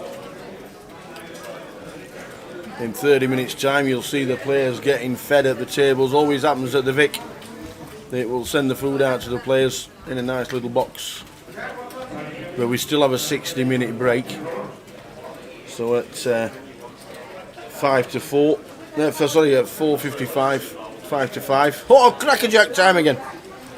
We'll be going on that 60-minute break, but they do get fed at the tables, and in 30 minutes time you'll see that as it happens. Crackerjack. Quackerjack? Oh, is that the game where you hold all the stuff? Yeah. Because Cara was doing it in Leeds, and that's where I first heard about it. And what time does it happen? 5 to 5, Friday. We went through this on the last break in Blackpool. It's Friday, it's 5 to 5, it's, and everybody went, crackerjack! And you went, what's that? Was that not in Leeds we done that? No, that was, I think that was Blackpool, because they obviously the breaks were a little bit later, weren't they? The 20-minute breaks add up means we take the next break at 5 to 5 on a Friday. Yeah. How about this? Case Jack on the flop, giving all three players in the pot top pair. All three players. How does the Case Jack come out? Oh, I could crush a game.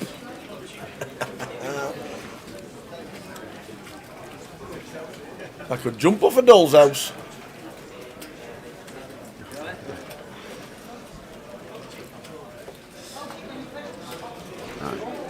So more with the best of it, but Kamal does have diamond draw to go with his top pair. Pairs on the turn. So more still with the best hand here. Checked over to Stephen. It looks like is going to fire.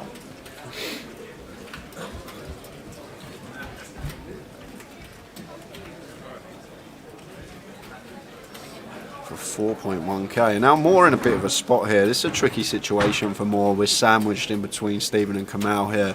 We've still got Kamal to act behind us, and the flop's gone bet, call. And we are obviously ahead of some diamond draws, but other than that there's not really too many bluffs that Stephen can have in this spot. Also got to worry about Kamal's range, so tough decision here for Moore, but looks like she is going to be making the call with the Queen Jack, and does make the call. And Kamal now with his top pair and flush draw, not going to be folding, closing the action, getting 3.5 to 1 on a call. Just never folding this spot in a million years as Kamal.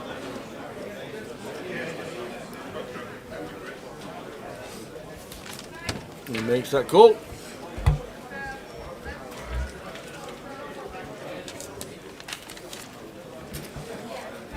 Three-way to the river. The ace. Three-way chop. Three-way chop it up. Chop, chop, chop. Are we going check, check, check? We probably will.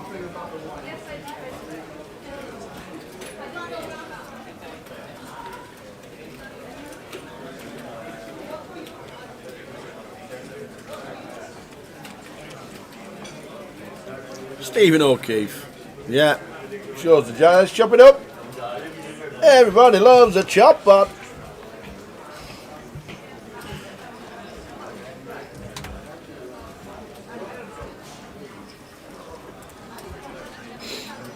It's Friday, it's 5 to 5, and it's off to Mark Kelly's. Afternoon, Tim. Watching on Facebook. Friday afternoon, Mark Kelly's. Little black pug. Soul sweet. Oh, yes.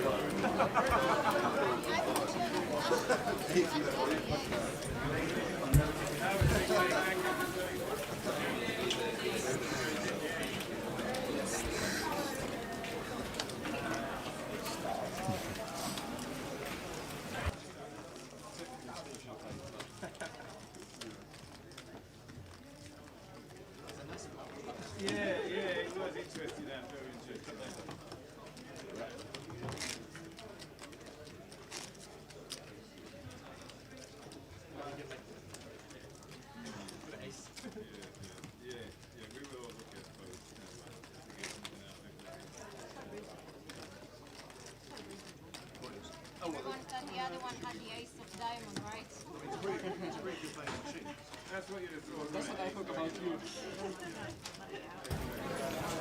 Anyway, where's the Glasgow lot? Where's the treats that we were offered?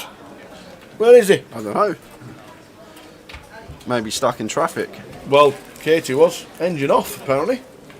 Karen Arthur says if you're travelling into London via car, you need an app called Waze.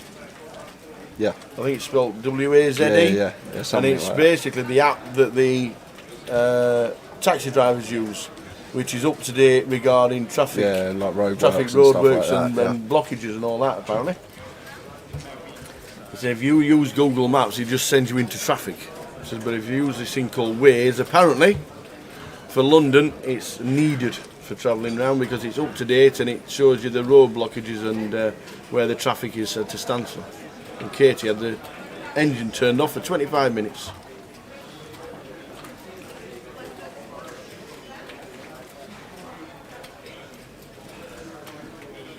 Riggy was on it in Mark Ellis, I can imagine. Everybody loves a good old Blackpool GUKPT and a night out at Mark Ellis.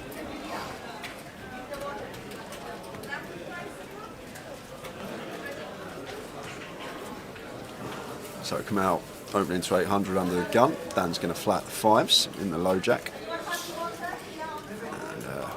And Moore in the small 10-7 suited, thinks better of it. And Aria not going to defend the raggy king. So heads up between Kamal and Daniel.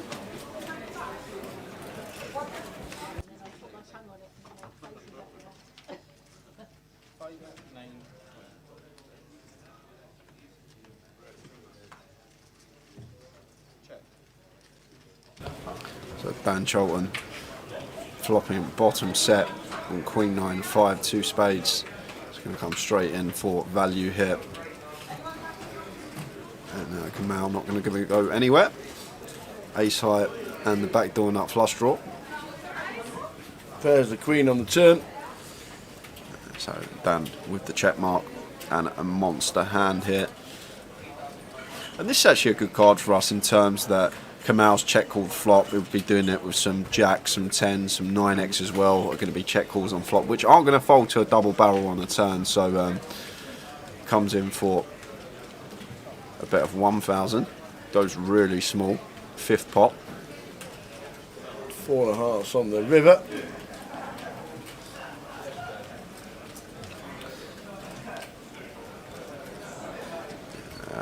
From Dan's perspective here, probably still going to go fairly small, not too large. Hard for Kamal to have a queen once flop was checked, him being the aggressor, so maybe try and target some jacks, 10s, 8s, 7s, 9x, 3.5k. Giving Kamal just under 3 to 1 on the call, puts those hands that I just mentioned in a really tough spot, but with ace high here, especially with the ace of spades, going to have a hard time finding the call here. We've probably got one of the worst bluff catchers that we can have in this spot as Kamal. Removal to jack 10, removal to spade draws. So I'd be surprised if he did make the call here. Not the best of bluff catchers. Oh, he is going to make the call. 3 streets called with ace high. Kamal is active and all his chips are in play at any hand at any given time. Cheers, Tim. Best commentary in live poker anywhere. That's Jay on the tower bringing you the comms all the way through the evening. The next 2 days we're here for forever. Ever. December. We're here forever. I tell you what, if you're thinking of nipping out and coming back, write it all down because that's the schedule for the next 3 weeks. Me and the lads are not going home. Well, he's not been home since March, but I'm just saying we're on always on the move. 3 weekends on the trot. Please put it in your diary because next weekend it's the NPL playoff and the midi and also the cash game the week after. On the Wednesday, it's going to be a busy day on the Wednesday. We're going to go from comp to comp to comp because we've got the heads up, we've got the 6 max and the A maker sit and go as well. So it is good, and obviously the final event of 2021, which is now start of 2022's NPL, is the grand final. Imagine winning the grand final and starting off in good shape for the NPL. As Ewan McNicholas won event number 1 last year and never looked back was always in the top 3 and eventually won himself that £20,000 sponsorship, beating Ben Teague at the finishing line. Just.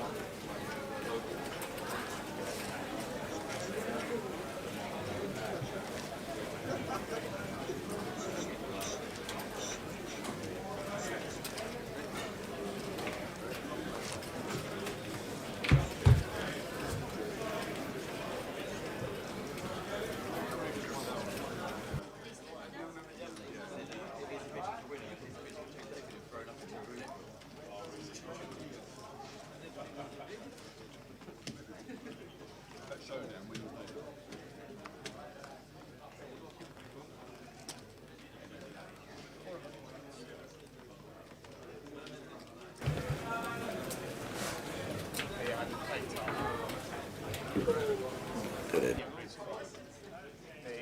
cards hadn't picked up, so I just had to scan them for the street. You've given them back to me, so. Don't hold those.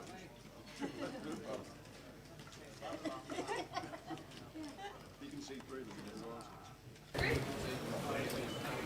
Are we over the 300,000? I reckon we are. Have a quick scan on the Poker Live app to find a prize pool of 306,900. 182 today. 182.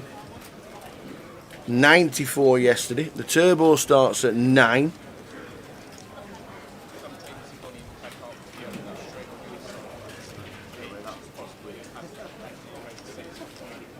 And at the end of level 4, which is round about 5 to 5, it's the 60-minute dinner break.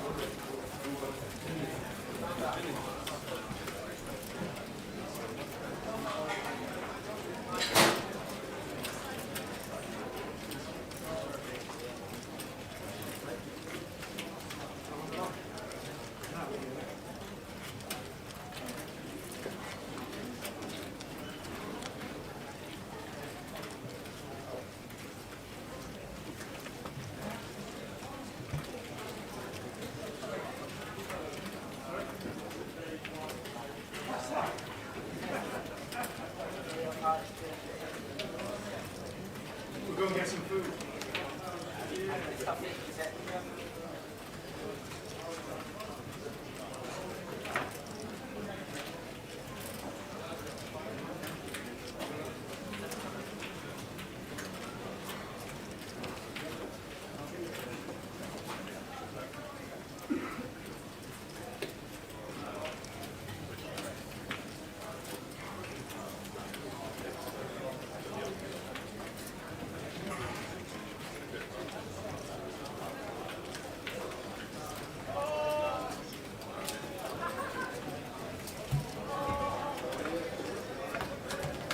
Tim Buckley says 240 entered.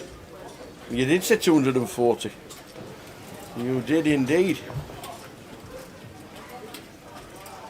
Jay said 240 yesterday, or he's getting the bearing. 240. Always busy down in London, and yeah, it's hard to predict as more poker events open up around the country. We've still got players in Vegas, but the Vic and the GUKPT is what it is, and players will always come to this event first and then look what's on around the country. and then decide.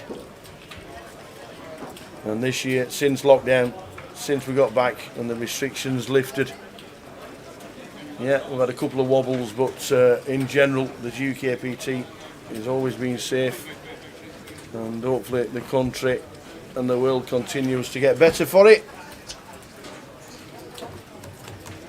There's a MIDI tournament next week, says Harish. Is that popular? On average, what would the top buys be on that, assuming a lot of runners as buying is half the current buying? The 560, if we can try and pull up the event from last time. We already spoke to Jay about the time it finished. It was a late one.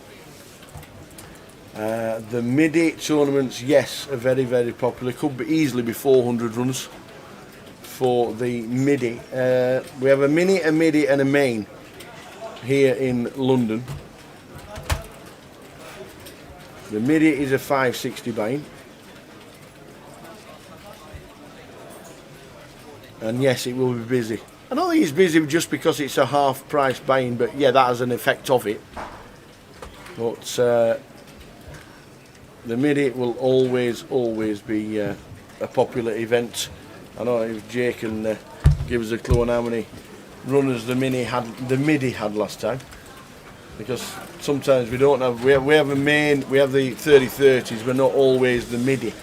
But a 560 buying. It's about 500 at least. Was it 500? Yeah, I think it was about 500. Zangbanger won it, didn't he? 60 odd K. Did he? Yeah, the Zangbanger won the last MIDI. Oh, did he not buy into day two? Yeah, he as bought well? in for day two for like 8 bigs or something and won it. Unbelievable. I'll tell you how many runners it had. Michael Zhang. We're going to find out exactly right now. There it is. Mini main. The MIDI had 414 runners in the last MIDI in July, Harish, and the winner got 54,000 and a bit of juice. It's like a main, really. It's like a £500 main, like we used to do. Yeah, 54,000. So yeah, the 560 for the MIDI is exactly what Jay just said. Normally the summer event in the GUKPT. Now that is a top one. 560 buying with a top prize of over 50 grand.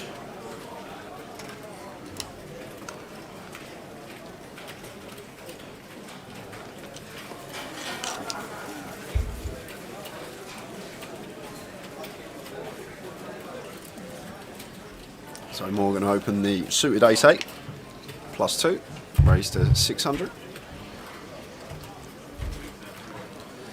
Come out, going to be flatting the queen 9 in the hijack. I like him out.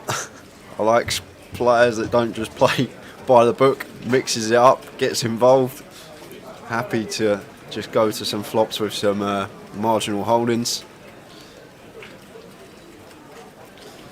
Antoine got a nice one to defend in the big blind.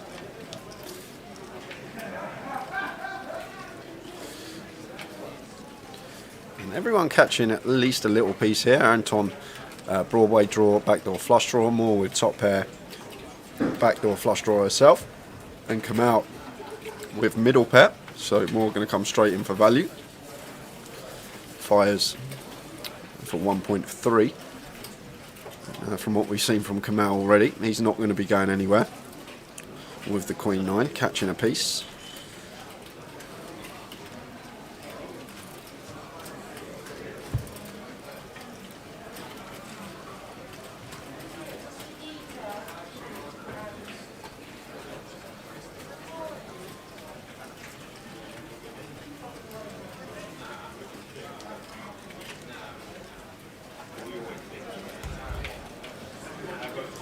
Yeah, the 7's getting rid in pre. 7 ace queen was the flop. Folded a few like that, haven't we? At this stage of the game, when the blind's so small, would it not be advisable to, I know the situations can change, but folding a made hand and seeing a flop, I know it's, yeah, there might be 3-bet, 4-bets and what have you, and then you can fold, but sevens folding pre. I'd say a flop, wouldn't you, with sevens? Yeah, it was nines last time. Yeah. She folded sevens this time. It's obviously coming with her own strategy. It is an hour o'clock. Maybe she knows that she's got the time to wait. Maybe find some stronger holdings. But Anton here gets a lovely river card for him. River and Broadway, not too phased about the backdoor hearts.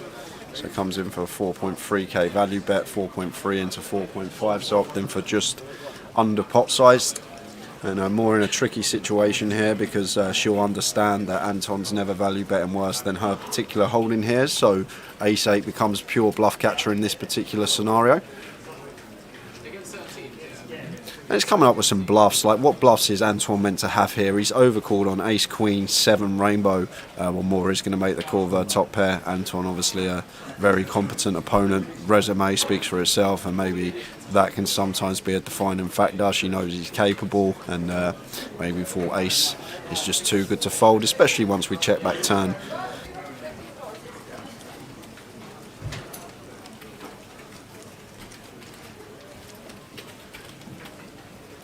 Here's our dreams. If any players in the main event have not yet had a chance to have something to eat and would like to have something, please make yourselves known and when the team will come across. That's anyone who hasn't had a chance to have any food but would like to eat. Just make yourselves known so one of our team can come across to you.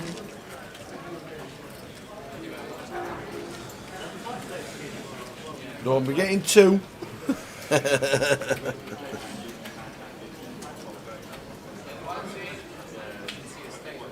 C8, she's called Moore Camber. She's from Israel, plays in London all the time. Yeah, Moore. Fine as well, by the looks of it. Twitch has just said no. Oh no, gone. Oh no, we're back. No.